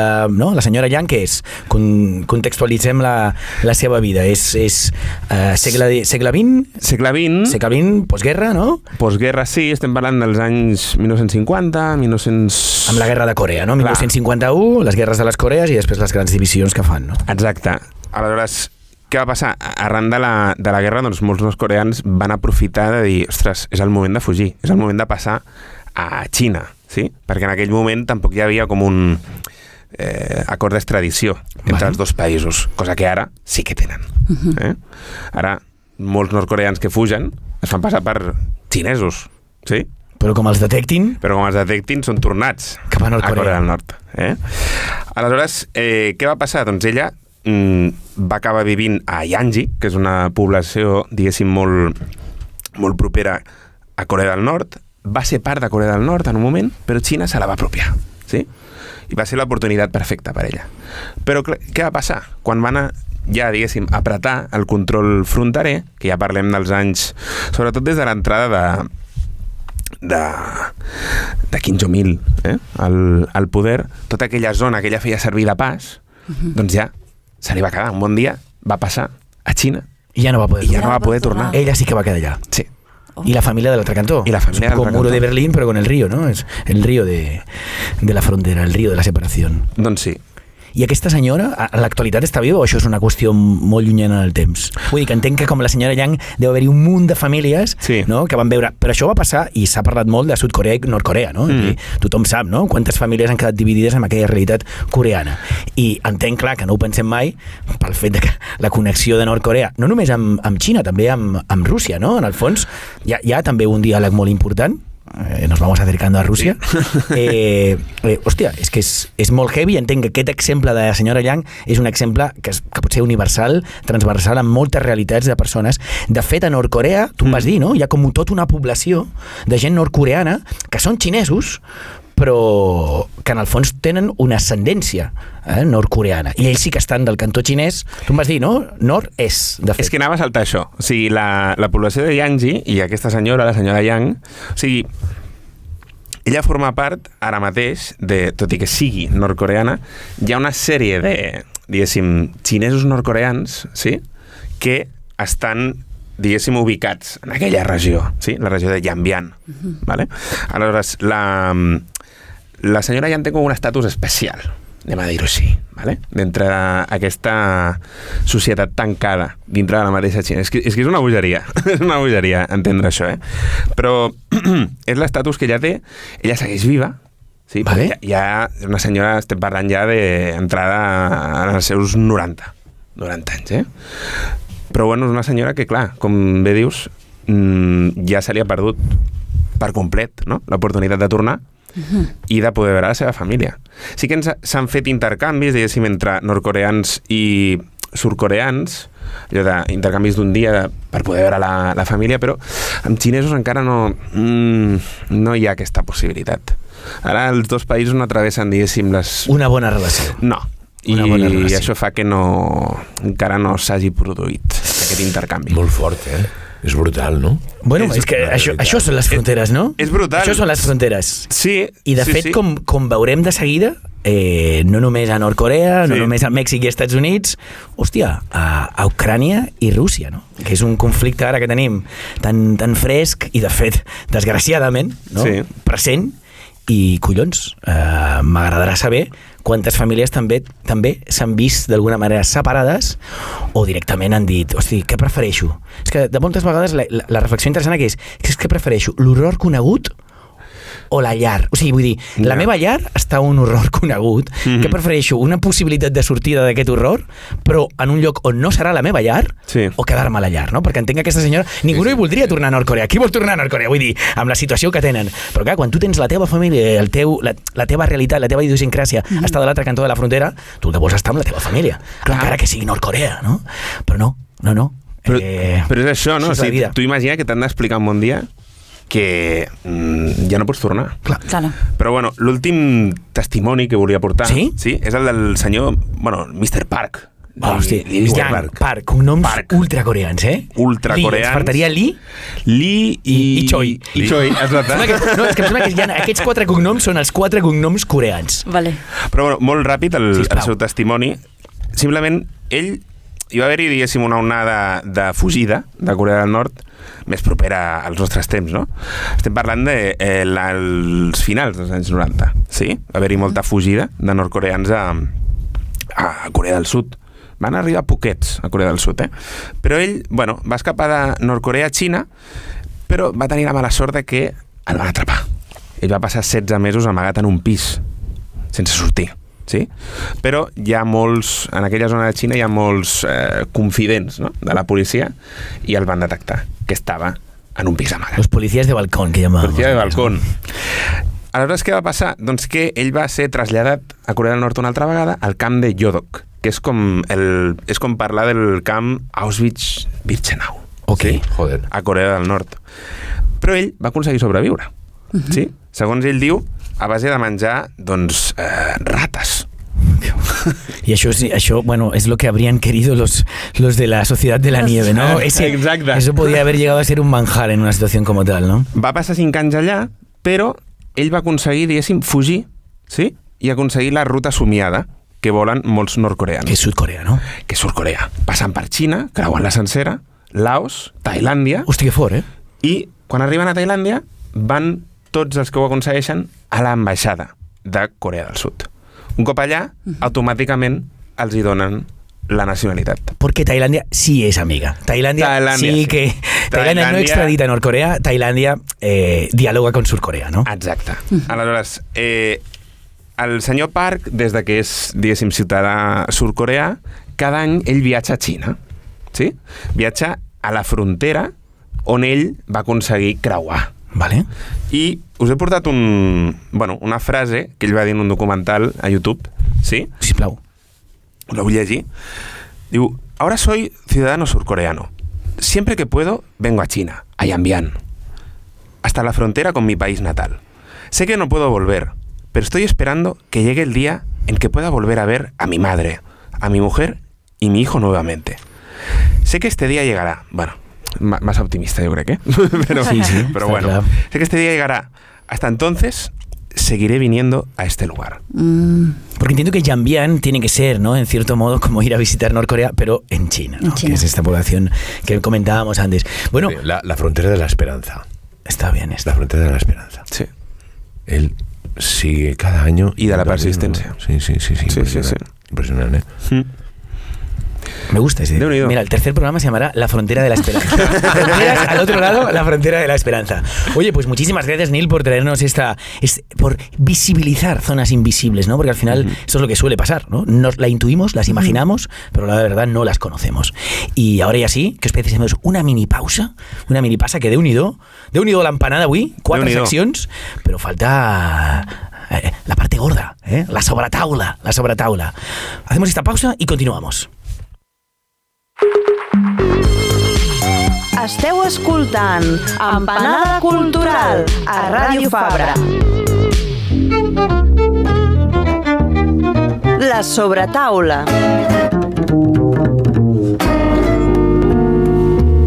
Hombre, ¿qué ha pasado aquí, tío? ¿Qué tal? ¿Cómo es? Hostia, Neil, has cambiado una miqueta, tío. Espero que mejor. T'has aprimat. No, por favor, no vamos a hacer comparaciones. Y precisamente hoy, en día de fronteras, de dobles realidades.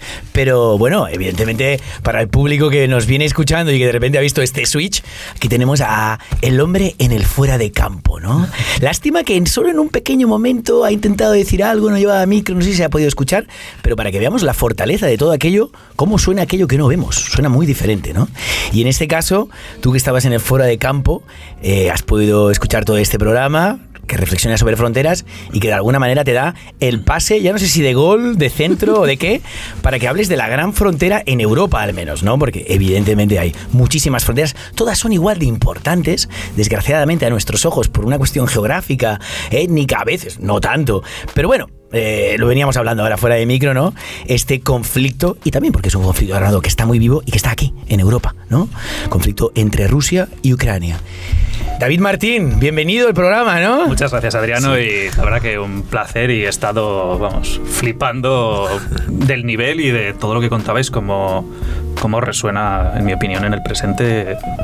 No parece que haya sido en 1940 muchas cosas que habéis explicado, sinceramente. Tal cual. Y de hecho, cuestiones que tú has podido ver muy de cerca, porque además de porque me encanta hablar contigo y nos lo pasamos genial reflexionando, porque 3 horas estuvimos ayer. ¿Por qué viene David aquí? Primero, Cristian, lo habéis visto, otro hombre en el fuera de campo. Él es otro hombre en el fuera de campo. Pero por otro lado, ¿por qué David? ¿No? Porque David, además de por lo que nos une. Joder, porque David, tú conoces muy bien esa realidad ucraniana y en el fondo también rusa. Exacto. ¿No? Hago una pequeña introducción. Aquí todos tiramos de cultura. Él, evidentemente, también. Pero su campo profesional está un poquito alejado, ¿no? Es lo que diríamos un ingeniero, ¿no? un tío... Pero me encanta la mirada muchas veces de lo científico hacia, digamos, lo social, lo mundano, ¿no? Lo mundano que al final nos representa muchísimo. Y... por otro lado, eres una persona que tu profesión, en cierto modo, te llevó a, primero, ir conociendo esta realidad que entiendo que en algún momento no la diferenciabas tanto y parte del idioma, en el fondo, del ruso, ¿no? Y de esa comunión que al final existe o existía entre Rusia, Ucrania y toda una suerte de países del antiguo bloque soviético, ¿no? Culturalmente había una unión. Y tú primero vas por trabajo, no lo recuerdo, si es a San Petersburgo o a Kiev. No, la primera vez voy a San Petersburgo, que si no recuerdo mal fue septiembre del 11. ¿Septiembre del 2011? No había empezado la guerra aún, ¿no? El primer ataque claro es 2014. No, exacto. Luego estuve, creo que 3 veces en Kiev, entre diciembre del 11, enero del 12, febrero del 12. Y luego también he ido ya unas cuantas veces tanto a Moscú como incluso a Perm, como te comenté, que está en los Urales, con lo cual ya está en el límite de la frontera entre Europa y Asia. Y Asia, exacto. Y cuando ibas, ¿no?, en estos años, 2011, 2012, la previa al conflicto, ¿qué sensación tenías? Que estabas visitando, evidentemente, Ucrania, ¿no?, Kiev, al menos la ciudad, pero en cuanto a la relación de esta cultura, ¿no? Evidentemente hablo desde mi experiencia. Otros ucranianos tendrán otra opinión y otra experiencia y seguramente más, no sé, con más propiedad tal vez que la mía. La mía desde nuestros ojos profanos, ¿no?, de Europa occidental. Para mí no había ninguna diferencia entre los rusos de la parte europea y los ucranianos de la orilla oriental del Dnieper, ¿no? Entonces, claro, también eso hace que sea todavía más cruel, y yo también lo he vivido desde ese punto de vista, en el momento en el que, bueno, pues Rusia ataca en 2 fases, primero en el 14, luego en el 22, Ucrania, porque al fin y al cabo es, bueno, como muchas veces hablamos de nuestra guerra civil, una guerra fraternal, ¿no? Una guerra entre hermanos. Entre hermanos. Pongo en contexto lo que decías. El Dnieper es un río, ¿no?, que atraviesa el país de norte a sur, ¿no?, y que de alguna manera divide Ucrania en 2 realidades, ¿no? En 2 realidades que, como bien decías, una sería más esa Ucrania, que incluso la podríamos conectar en su bagaje histórico, ¿no?, más con Polonia y otros países del lado occidental, ¿no? Y del lado este del Dnieper, esa realidad ucraniesa, ¿cómo diríamos? Perquè és muy ucraniana. Ucraniana, però és que em fa molta gràcia, perquè en català com seria? Ucrainesa, ¿no? Ucranesa, ¿no? Ucrainesa. Y de hecho, Ucrania, lo decimos en castellano cuando es Ucraína, ¿no? No, bueno, en catalán es Ucraína. En catalán es Ucraína. ¿Y en ucraniano es Ucraína también. Ucraína. ¿Ves? Sí. De hecho, creo que en castellano se puede, creo que ambos términos son correctos. Por ejemplo, una chica ucraniana, puedes decirle ucraniana o Ucrania. Vale. O Ucrania, ucraniano. Vale. Creo que el gentilicio, si no me equivoco. Gentilicio, correcto. Vale, perfecto. Entonces, cuando tú vas allí... Y un poco retomando lo que tú decías, simplificando muchísimo, obviamente estoy simplificando mucho, que no se me coja literalmente, hay que entender que al fin y al cabo, hace 100, 200, 300 años, el Dnieper dividía, pues, digamos, el Imperio Austrohúngaro, en otros momentos Polonia, de el Imperio zarista, el Imperio ruso. Vale. Con lo cual, realmente, como tantísimos otros países, como también somos España y tantísimos otros, al final somos un conglomerado que realmente hace tal vez medio siglo no tendría ningún sentido. Exacto, un conglomerado de realidades históricas, culturales, lingüísticas. De todo. De hecho, y quizás ahora nos estamos yendo demasiado al pasado, pero creo que es importante también matizar, porque... y voy a aprovechar para dejarte claro que esto, más que una entrevista, es una conversación muy seria. No sé si habéis visto en estos días pasados una entrevista... Este es el comienzo de la entrevista de Putin con un... llamado periodista, por llamarlo de alguna forma. Tucker, ¿no? Carlson Tucker. Sí. Carlson Tucker, muy propio de la realidad de la Fox, ¿no? Sí, bueno, viene... Sí. Es muy pro-Trump, ¿no? Un periodista americano. De hecho... Yo no lo conozco mucho, pero creo que lo expulsaron de la Fox, que para expulsarte de la Fox tiene que ser... Era más facha que ellos, era más facha, ¿no? Pues este tipo ha entrevistado, entre comillas, a Putin, y una de las primeras cosas que se manejan es la pregunta de Putin en plan, ¿pero esto es una conversación? ¿Esto es una entrevista o es una conversación seria, no? Entonces, así es como empieza Putin la entrevista. Mamma mía, bueno, evidentemente es un diálogo pactado, ¿no? Pero yo te hago la broma... Bueno, ni diálogo, no llega ni a diálogo. No llega ni a diálogo, no, es un meeting de Putin avalado, ¿no? Exacto, pero lo fuerte es que es cómo avalar el discurso de Putin en Occidente, y cómo ese discurso de Putin, al final a nosotros no nos importa, porque más o menos conocemos la verdad. Yo creo que es directamente dirigido al ala derecha de Estados Unidos, al ala republicana, precisamente para buscar apoyo, los republicanos bloquean ese apoyo a Ucrania. Claro. Y por otro lado también un discurso que a Putin le beneficia de cara a Rusia. Bueno, porque entonces los rusos siguen en su mentira creyendo, ¿ves? Pero si hasta en Estados Unidos avalan el discurso de Putin. Un discurso lleno de mentiras, ¿no? Como hemos podido escuchar. Pero una de las mentiras, entre comillas, es cuando él habla de una fecha de fundación de la realidad rusa, y en el fondo está recuperando una fecha que nos habla del origen de Ucrania. O del origen de Ucrania o de Kiev, ¿no? En este caso. Claro, de nuevo simplificando y cogiendo conceptos, porque por un lado evidentemente la historia es casi infinita, y por otro lado de la historia se puede debatir continuamente, porque al fin y al cabo la historia la escriben los vencedores. Obvio. Y no deja de ser una interpretación interesada e imposible muchas veces incluso de comprobar.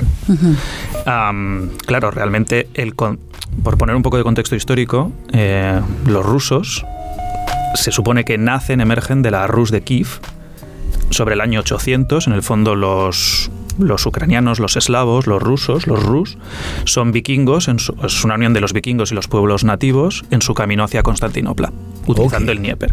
Igual que nosotros conocemos... Bárbaros del norte, claro, igual que nosotros ¿no? conocemos sobre todo a los vikingos que viajaron, pues en última instancia, hasta Terranova, pues hubo otros que se movieron, en concreto creo que de Suecia, que se movieron hacia Constantinopla. De hecho, tal vez os sonará, como personas cultas que sois, que la guardia personal del emperador de Bizancio era la guardia varega. No sé si os suena esta palabra. ¿No ves? No somos tan cultos. no somos. Ahí no llegamos, Somos empanados. Somos empanados culturales. Deberíais haber dicho que sí, os lo he puesto a huevo. El pase de gol no hace falta. Bueno, la guardia varega era, bueno, su guardia personal, como su guardia pretoriana, formada por vikingos. Por vikingos rusos, ¿no? En Por este vikingos caso, rusos. que partían del norte. De hecho, en la parte occidental, bueno, es famoso incluso en la serie de Vikings, como llegan a Sevilla, si no me equivoco, incluso estuvieron en el reino de Sicilia, fueron reyes de Sicilia. Y lo que se dice, ¿no? Que habían y llegaron a América. América ya estaba conquistada o conocida, ¿no? O descubierta. De hecho, el nombre de Eric, de mi hijo recién nacido, es Eric, viene de Eric el Rojo, descubridor de Groenlandia. Eric Davidovich. Exacto. Davidovich. Porque aquí no os lo hemos contado, vamos a hacer un pequeño inciso. Este señor no es que solo esté por interés y por cuestiones profesionales en su momento. Y culturales, ¿no? Exacto, es ahí donde voy. Muy relacionado con la realidad ucraniana rusa, sino que es que además estás casado con una ucraniana y tienes un hijo que en el fondo bebe de las dos realidades. Eso sí, ya de este lado, ¿no? Del mundo, muy cerquita de Lloret de Mar, en este caso Malgrat, fue Blanes, ahora Malgrat, ¿no? También lleno de rusos y ucranianos. Y algo que conociste precisamente cuando estalló el conflicto. Pero vamos a ir por partes, ¿no? Porque estábamos hablando precisamente de esta realidad histórico rusa, ¿no? Que en el fondo bebe de un origen más bien ucraniano. Claro, o sea, por decirlo en pocas palabras, Kiev, si no recuerdo mal, era creo que la tercera ciudad más poblada de Europa sobre el año 800-900. Incluso más que Londres o París, lo cual es flipante. Pero es que Moscú fue fundada alrededor del año 1100, 1200. Evidentemente estoy diciendo fechas aproximadas, ¿no? Pero yo te hago como Tucker. Sí, claro. Lo avalo todo, porque no tengo ni idea. Exacto. Pero sí. Exacto. Entonces realmente no tiene... Realmente Putin hace una apropiación del sentido rus, del concepto rus, ¿no? Para darle un valor y una importancia. Para darle un valor que realmente, en todo caso, podría decirse que es un revisionismo histórico de la herencia del imperio zarista, del imperio ruso. Pero claro, es que estamos hablando de casi un milenio de diferencia. Claro. Y en el fondo, ahora, él siempre nos presenta esta realidad, ¿no? Que los ucranianos que realmente no existen como país, ¿no? Que son un... De hecho, lo dice tal cual, literalmente, que es una entidad, un país construido artificialmente, incluso hasta... de alguna manera apunta a Lenin y Stalin como realmente quienes le dieron una cierta entidad, lo cual, pues, evidentemente, en la opinión de un ucraniano, y hasta donde yo conozco la historia, pues no tiene ningún sentido. De hecho, incluso los ucranianos entre la Primera y la Segunda Guerra Mundial tuvieron su propia guerra de independencia, la cual perdieron frente al ejército bolchevique. Heavy. De hecho, es interesante, ¿no? Porque ¿tú crees que el secreto es estas mentiras realmente o no? Yo tengo la sensación de que sí a veces. De que no solo es un propaganda, sino es esa propaganda ya que ellos han hecho realidad. Bueno, lo que sí que es... Si se lo creo o no, pues evidentemente no lo podemos saber. Obvio. Aunque también es verdad que las personas tendemos a creernos nuestras propias mentiras. Sobre todo al cabo de los tiempos y sobre todo cuando llevas demasiado tiempo en el poder acabas acabas flotando respecto del suelo, ¿no? Claro.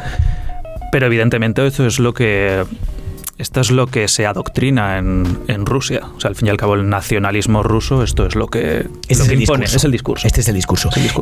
Y esa es la lástima en el fondo, ¿no? Que cuando empiezas a imponer este discurso, empiezas a hablar de una frontera. Ya empiezas a hablar de una frontera y de conflicto. No de diálogo cultural, no de enriquecimiento precisamente en ese diálogo, y hablas de conflicto, ¿no? Cuando en el fondo lo que tú te encuentras cuando haces estos viajes, entiendo que debe ser todo lo contrario, porque si no, tú no te enamoras de esa realidad, tú no intentas aprender ruso. Por cierto, empiezas ya con la idea de aprender ruso, ¿no? No ucraniano, todo y que ruso. Tus viajes están siendo mayores hacia Ucrania, ¿no? Y como máximo exponente de esto, uno de mis últimos viajes, en verano del 22, en plena guerra, en fin, yo me muevo por Ucrania hablando ruso sin ningún tipo de problema y sin ningún tipo de agresión ni de nada. Bueno, ni de rechazo, al mismo estilo de como aquí vivimos en Cataluña. Yo vivo yo trabajo en Girona vivo gairebé en Girona y No, los y hablo catalanes castellano. no te responden en catalán. Sí, o sea, los catalanes, si tú les preguntas en castellano, te hablan en catalán. Totalmente. Esto lo saben Y te todos los madrileños. y te agreden. Te suelen pegar. Son muy violentos. Exacto. Son muy violentos. Pero quiero volver a este momento en el que tú estás yendo ahí, conoces a tu mujer, es una historia de amor muy interesante que ya le dedicaremos otro espacio. Pero es cierto que tú ya te planteas aprender ucraniano porque tu mujer, la que será tu mujer, te dice... Aprendiendo ruso. Perdona, ruso, porque en el fondo estás encontrándote con esa realidad del este del Dnieper que bebe, por su cercanía con la frontera, del ruso también como una lengua. Absolutamente. Que me contabas, ¿no? De hecho, como decía, como máximo exponente, es que incluso durante la guerra, en plena guerra, mientras Ucrania está siendo bombardeada día sí y día también, yo me muevo por Ucrania hablando en ruso. No solo eso, sino que cuando vas a Kharkov, que ahora es una ciudad que todos hemos aprendido, ¿dónde está? De hecho, donde yo estuve, de donde es originaria mi mujer y donde yo estuve viviendo con su familia en el año 14, cuando empezó la guerra, que nosotros ni siquiera fuimos conscientes. Todo consciente, sí. Poltava está a unos 150 kilómetros de Kharkov. Quiero decir, es que no es el mismo provincia, oblast en ruso, sino que, pero bueno, es tocando. Al fin y al cabo, de hecho, es muy paradigmático, como yo soy de Zaragoza, pues como si fuera entre Zaragoza y Lleida, ¿no? Vale. Y quiero decir, Kharkov es una ciudad donde incluso durante la guerra, cuando yo estuve en el 22, es que los carteles están en ruso, porque el idioma habitual allí es el ruso. Me hablabas incluso de que en las citas, en los encuentros académicos, las entrevistas de trabajo, al menos en una suerte de poblaciones de esa... Desde luego, preguerra 2014, el idioma de los negocios entre ucranianos o el idioma formal entre ucranianos era el ruso.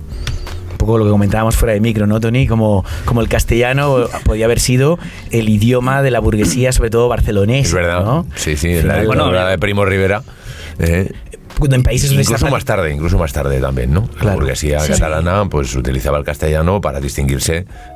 El idioma del Estado, ¿no? Marcar ahí la clase, ¿no?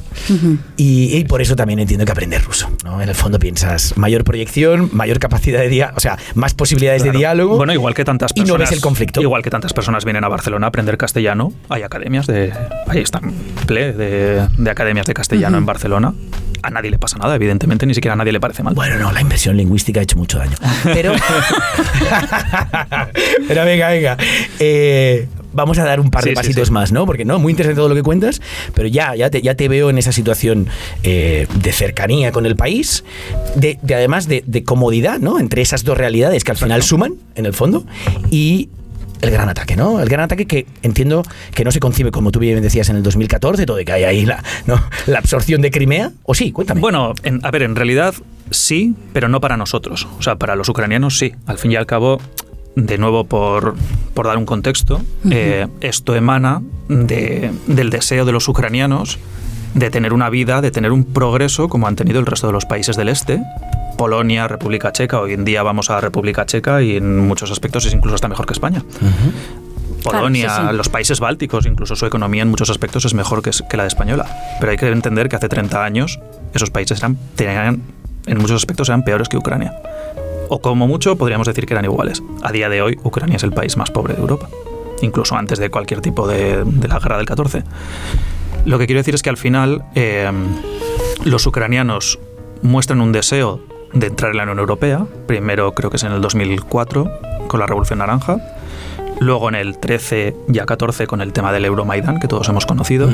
Y claro, evidentemente por eso en el 14 comienza este conflicto, porque es, digamos, el detonador, ¿no? El detonador y la respuesta de Putin en primera instancia y del mundo ruso, heredero de la Unión Soviética, heredero del Imperio ruso, de no dejar que un país salga de su órbita, de su control, y entre en la órbita y en el control de otra esfera.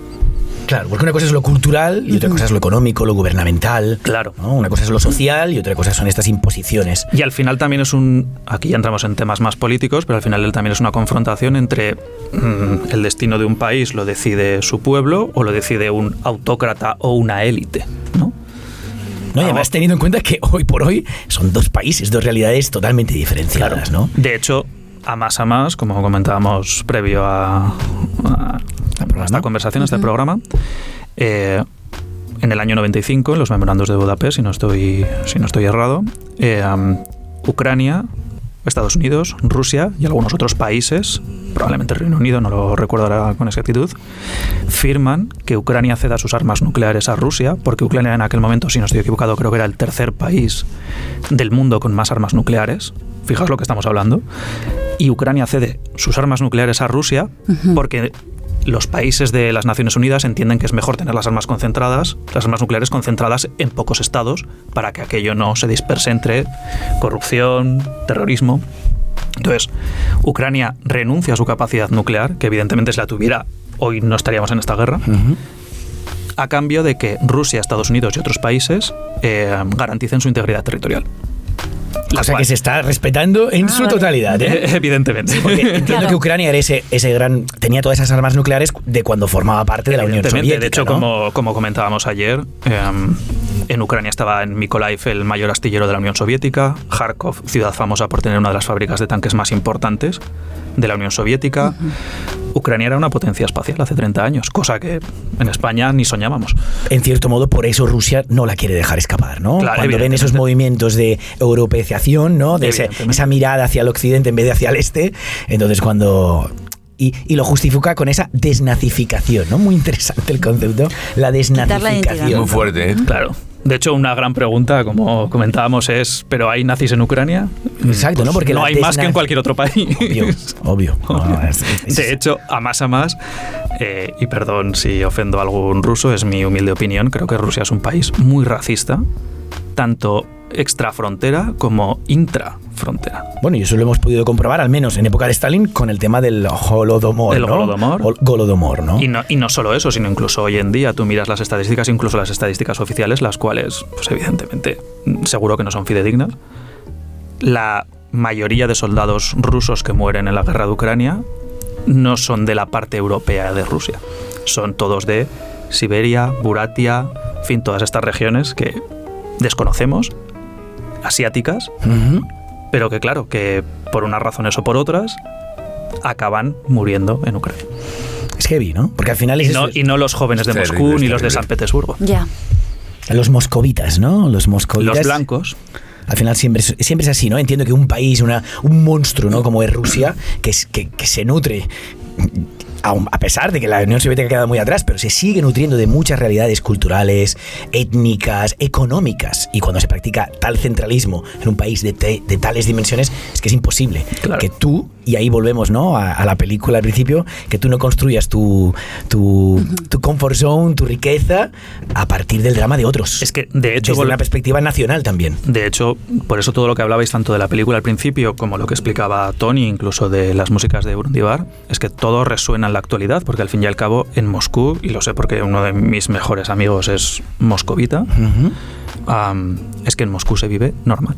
O sea, nadie en Moscú pensaría que está en un país en guerra. Ellos viven ajenos. Absolutamente ajenos.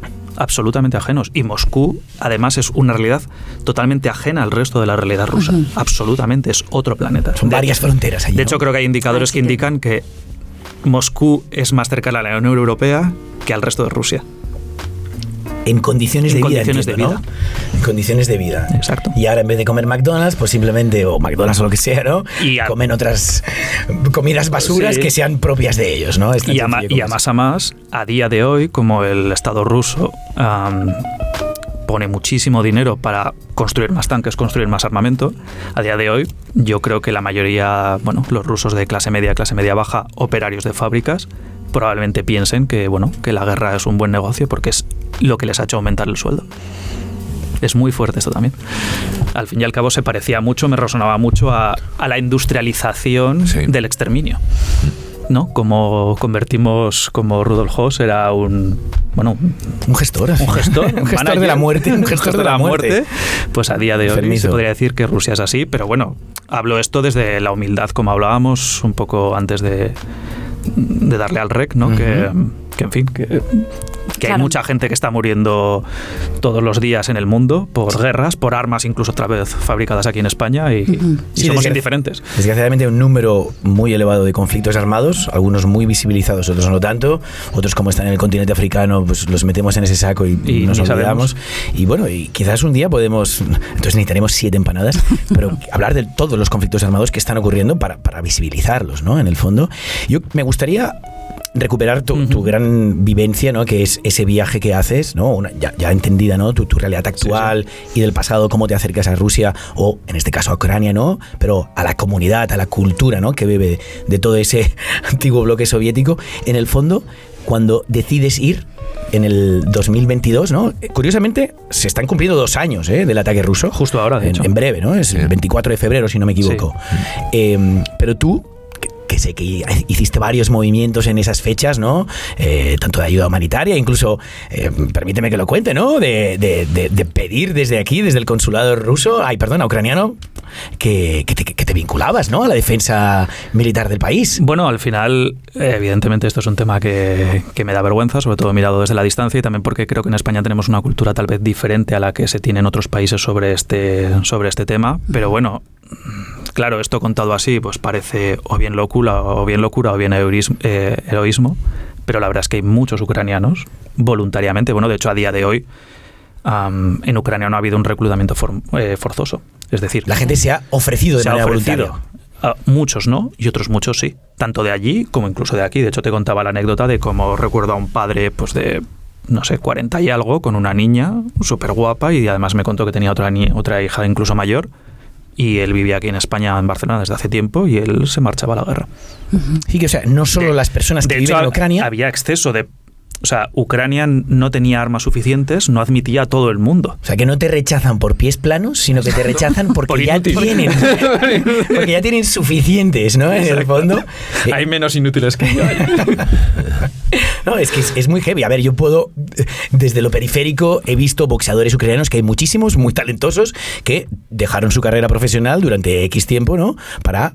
primero de todo, ¿no? Defender, ¿no? Frenar, y gracias a ese, entiendo, apoyo y esa comunidad, pues Rusia no está llevando a cabo el cometido que esperaba. Por varios motivos, ¿no? Se ha encontrado con una fuerza muy fuerte, a pesar de esa familiaridad cultural. En el fondo, cuando te están atacando, hay que defenderse.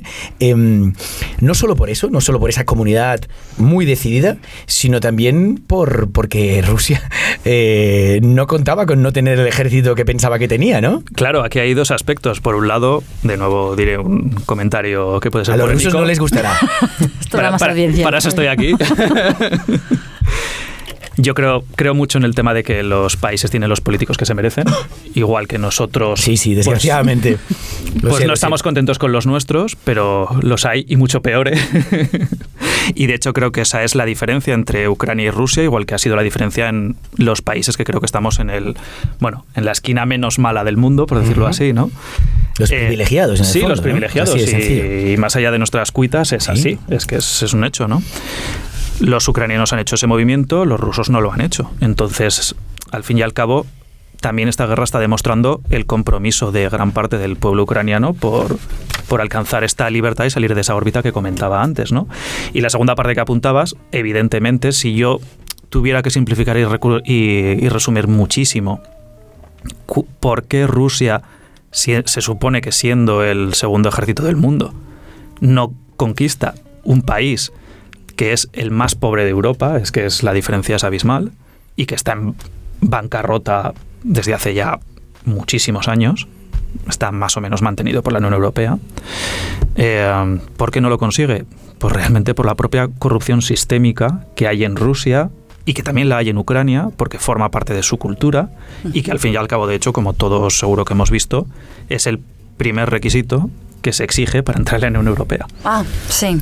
Sí, que renuncien, que se limite la transparencia, ¿no? En la gestión. Que limpien. Sí. Claro, entonces al final esto acaba llevando con que tú piensas que, me lo invento porque evidentemente no soy un experto militar, que una brigada o un batallón, si tendría que tener 1.000 soldados, pues no tiene 1.000, tiene 800, porque así llegan 1.000 recursos, 1.000 unidades de recursos, pero solo se gastan 800. Y solo se gastan 800 y alguien 200 quedan para el bolsillo de alguno, ¿no? Multiplica eso por toda la tecnología, por todos los sistemas de fabricación, por absolutamente todo, claro. Mientras no hay guerra no pasa nada, eso no se nota. Cuando hay guerra, sí se nota. ¿Y se ha notado? Y se ha notado. Y de ahí también estos meeting políticos que se hacen en forma de entrevistas gracias a Tucker, ¿no? Claro. Porque, ¿qué crees que...? Evidentemente es ahora imaginar, elucubrar, pero ¿qué crees? ¿Cómo crees que va a seguir evolucionando todo esto?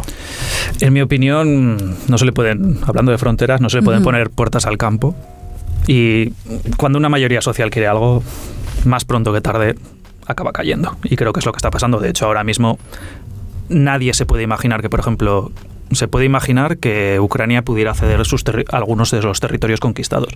Pero a que nadie ya se puede imaginar que Kiev va a estar bajo la sombra del Kremlin. No, eso en absoluto. En absoluto. Entonces, para mí, en mi opinión, creo que los ucranianos han conseguido ya la victoria. Evidentemente hay muchos politólogos ucranianos mismos también. No sé muchas veces hasta qué punto sobornados por el Kremlin, que evidentemente también se dedica a esto, como todas las potencias del mundo. O sea, no estoy demonizando a nadie, igual que hablábamos antes con la película, no demonicemos a nadie porque igual nosotros no somos tan diferentes. Pero bueno, al final yo creo que lo que ha iniciado Ucrania es inevitable, más allá de, no sé, pues si consigue una victoria total o relativamente parcial. ¿Qué va a pasar con esas fronteras, ¿no? Yendo a las fronteras, ¿qué va a pasar con esa frontera? Con Donetsk, Donbass, ¿no? Poltava queda un poquitito más alejada, pero también está cercana, bueno, al final, ¿no? Son las 4 provincias de Gerson, Zaporizhia, Donetsk y Lugansk, más luego Crimea. Que Crimea, desgraciadamente, ya está donde está. Sí, pero también, por ejemplo, una de las cosas que apuntaba cuando comentabais previamente, ¿no? El tema de las fronteras, por ejemplo, recordaba mucho, igual no lo recordáis, para mí sí que es muy vívido en la memoria, ¿no? Como creo que fue en el verano del 22, sí. Los ucranianos empezaron a ser capaces de bombardear Crimea con misiles de largo alcance proporcionados por los británicos, por los franceses, obviamente también la inteligencia americana. Y claro, se veía vídeos en Telegram de rusos de vacaciones en Crimea, que es muy fuerte, recordando de nuevo otra vez la película de Rudolf Höss, ¿no? De cómo estar de vacaciones a 50 a 100 kilómetros de las trincheras con la gente muriendo, del drama puro y duro, ¿no? Y claro, como si no existiera. Como si no existiera. Y los rusos, ¿cómo se iban de Crimea? Porque claro, los ucranianos habían conseguido alcanzar un aeropuerto que se veía desde Simferópol, desde las playas de Crimea, y huían llorando porque no podían disfrutar de sus vacaciones. Ese egoísmo. Al final no hemos cambiado tanto, ¿no? Ya. Sí, por desgracia estamos ahí todavía, ¿no? En las cavernas. Entonces, pensaba mucho en... cuando hablabais, pensaba mucho en... sobre todo en esas fronteras que no vemos, pero muchas veces para mí son más reales que las alambradas, que son las fronteras culturales, mentales, psicológicas incluso, ¿no? Sí. De cómo en Moscú se vive genial mientras Rusia está bombardeando las centrales que proporcionan la calefacción a Ucrania, como vimos, por ejemplo, el invierno pasado, ¿no? O cómo los rusos están en la playa en Crimea, mientras a 50 a 100 kilómetros están muriendo los ucranianos y los suyos propios, ¿no? O cómo Rusia prefiere mandar a los rusos, pero que no son de la parte europea, que no son blancos, que son más mongoles, por llamarlos de alguna forma, a morir en vez de a los suyos. Entonces, todas estas fronteras que cuando nos interesan son muy rígidas y cuando no nos interesan son ultra frágiles. Y una cosita, porque claro, hablando precisamente de fronteras, me hablabas, ¿no? de personas que habían vuelto, todo la necesidad inicial de huir, del conflicto, de la propia muerte en sí misma, habían vuelto a esa realidad que tú estás mencionando ahora, dramática, de un espacio en guerra, ¿no? Donde, vamos, la vida entiendo que pasa a otro estrato, donde tú puedes morir cada mañana, pero aún así decides volver ahí. Sí, eso también es muy sorprendente de la condición humana, como... Bueno, por contar un poquito, por ejemplificarlo en mi experiencia, ¿no? Por ejemplo, en el viaje que hice en el verano del 22, como le contaba ayer a Adriano, entrando por el Lviv, Leópolis, digamos en latín, por llamarlo. Sí, es la ciudad más al oeste, la ciudad, ¿no? que entra desde Polonia.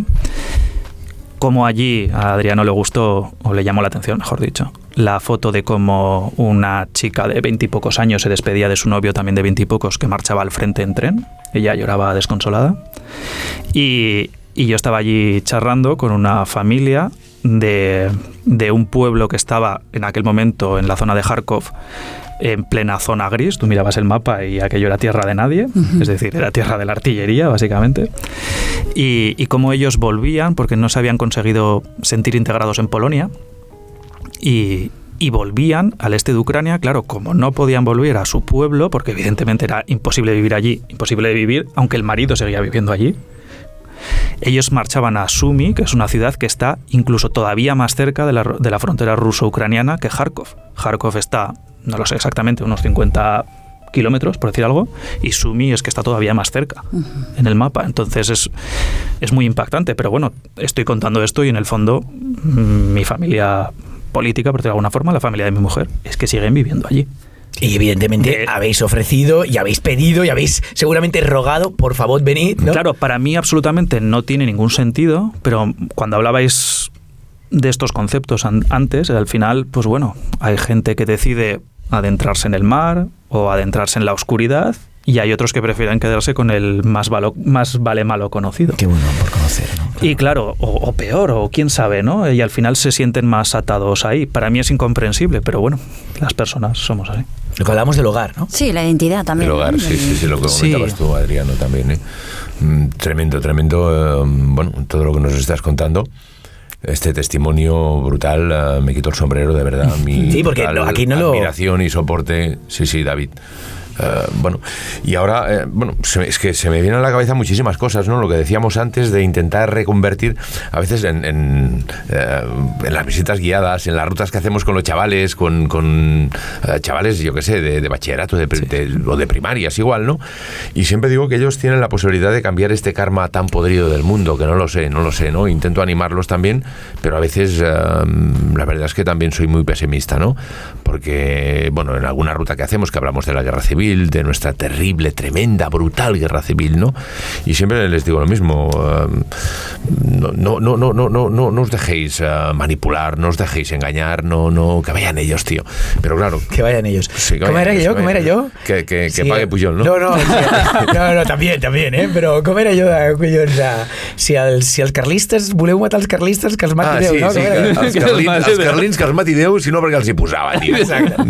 Que els hi posava. Sí, els carlins que els mati Déu, sinó perquè els hi posava, ¿no? Es decir, pero joder, claro, ¿cómo lo evitas eso, no? A veces hablamos con chavales de 15, 16 años, hablamos cuando hacemos la Rodoreda, ¿no? Que hablamos mucho de la guerra civil, de cómo a Xucla, ¿no? Com morien joves, vells, tots, ¿no? A la guerra, que sale lo peor de los humanos, ¿no? Y joder, que se maten ellos, tío, ¿no? O el que deies tu, aquesta mena d'ironia, per no dir sarcasme vital, no? D'aquests pobres nanos que estan morint allà a les trincheres y los otros que se están pudiendo una vida bueno, y no solo eso, le contaba por ejemplo ayer a Adriano la paradoja, por llamarlo de alguna forma, de cómo Rusia ha utilizado como pura carne de cañón a prisioneros rusos por delitos muy graves, pues bueno, criminales, psicópatas, asesinos. Evidentemente los usaban pues al estilo de como las películas que hemos visto de Stalingrad, ¿no? Como oleadas humanas, ¿no? Y no se salva ni el 10% de aquello. La Legión Francesa, los primeros en línea, el frontline. O peor, yo creo. Yo me imagino la Legión Francesa, por lo menos cada uno tendría un fusil. Por lo que hemos visto en las películas de la Unión Soviética, a veces ni eso tal vez, ¿no? De hecho, nunca sabes si esto es verdad o también propaganda de Ucrania, evidentemente. Es muy difícil distinguirlo. Pero bueno, he llegado incluso a escuchar o ver testimonios de prisioneros que son usados simplemente para poder detectar dónde están los ucranianos. Es decir, pura carne de cañón, ¿no? Ni liebres. Pero claro, aquellos que hayan logrado sobrevivir, al cabo de 6 meses se les da el perdón legal. De hecho, creo que hay una noticia en Rusia que ha habido uno que ya ha vuelto a matar, creo que a su novia o algo así. Sin embargo, por ejemplo, aquellos movilizados forzosos de Rusia todavía no han vuelto. Es decir, es muy paradigmático como si te obligan a ir a la guerra, llevas ya más de un año en una trinchera, sin ni siquiera una simple rotación, pero sin embargo si eras un psicópata y has logrado sobrevivir a esas matanzas, eres libre. Es absurdo, ¿no? Es muy absurdo.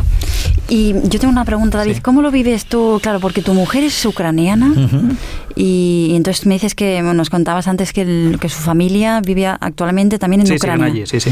¿Y cómo lo vivís esto a nivel más...? Pues al final diría que los humanos nos acostumbramos a todo, la verdad, y al final ya hasta lo relativizamos o ni pensamos en ello.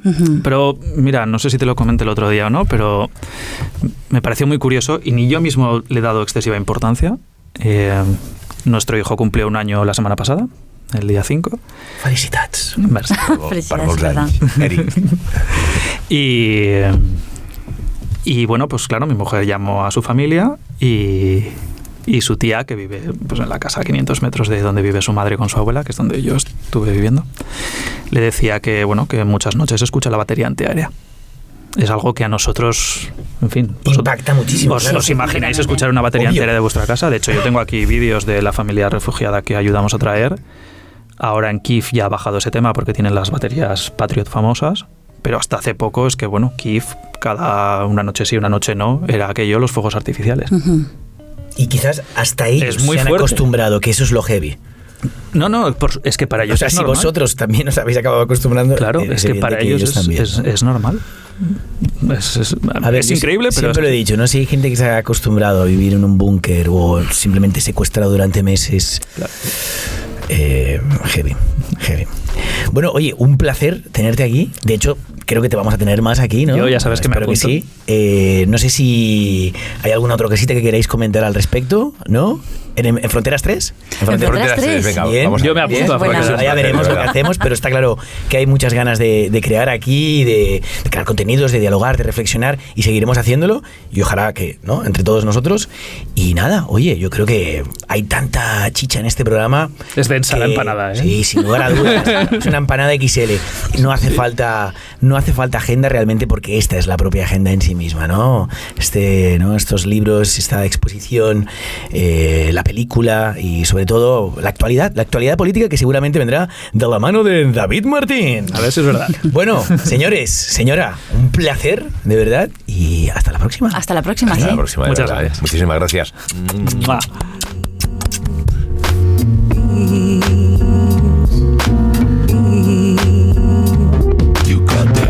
Ens podreu trobar a Facebook Empanada Cultural, Twitter Empanada Cultura sense L, Instagram Empanada Cultural, tots els podcasts a Spotify i els videocasts a YouTube.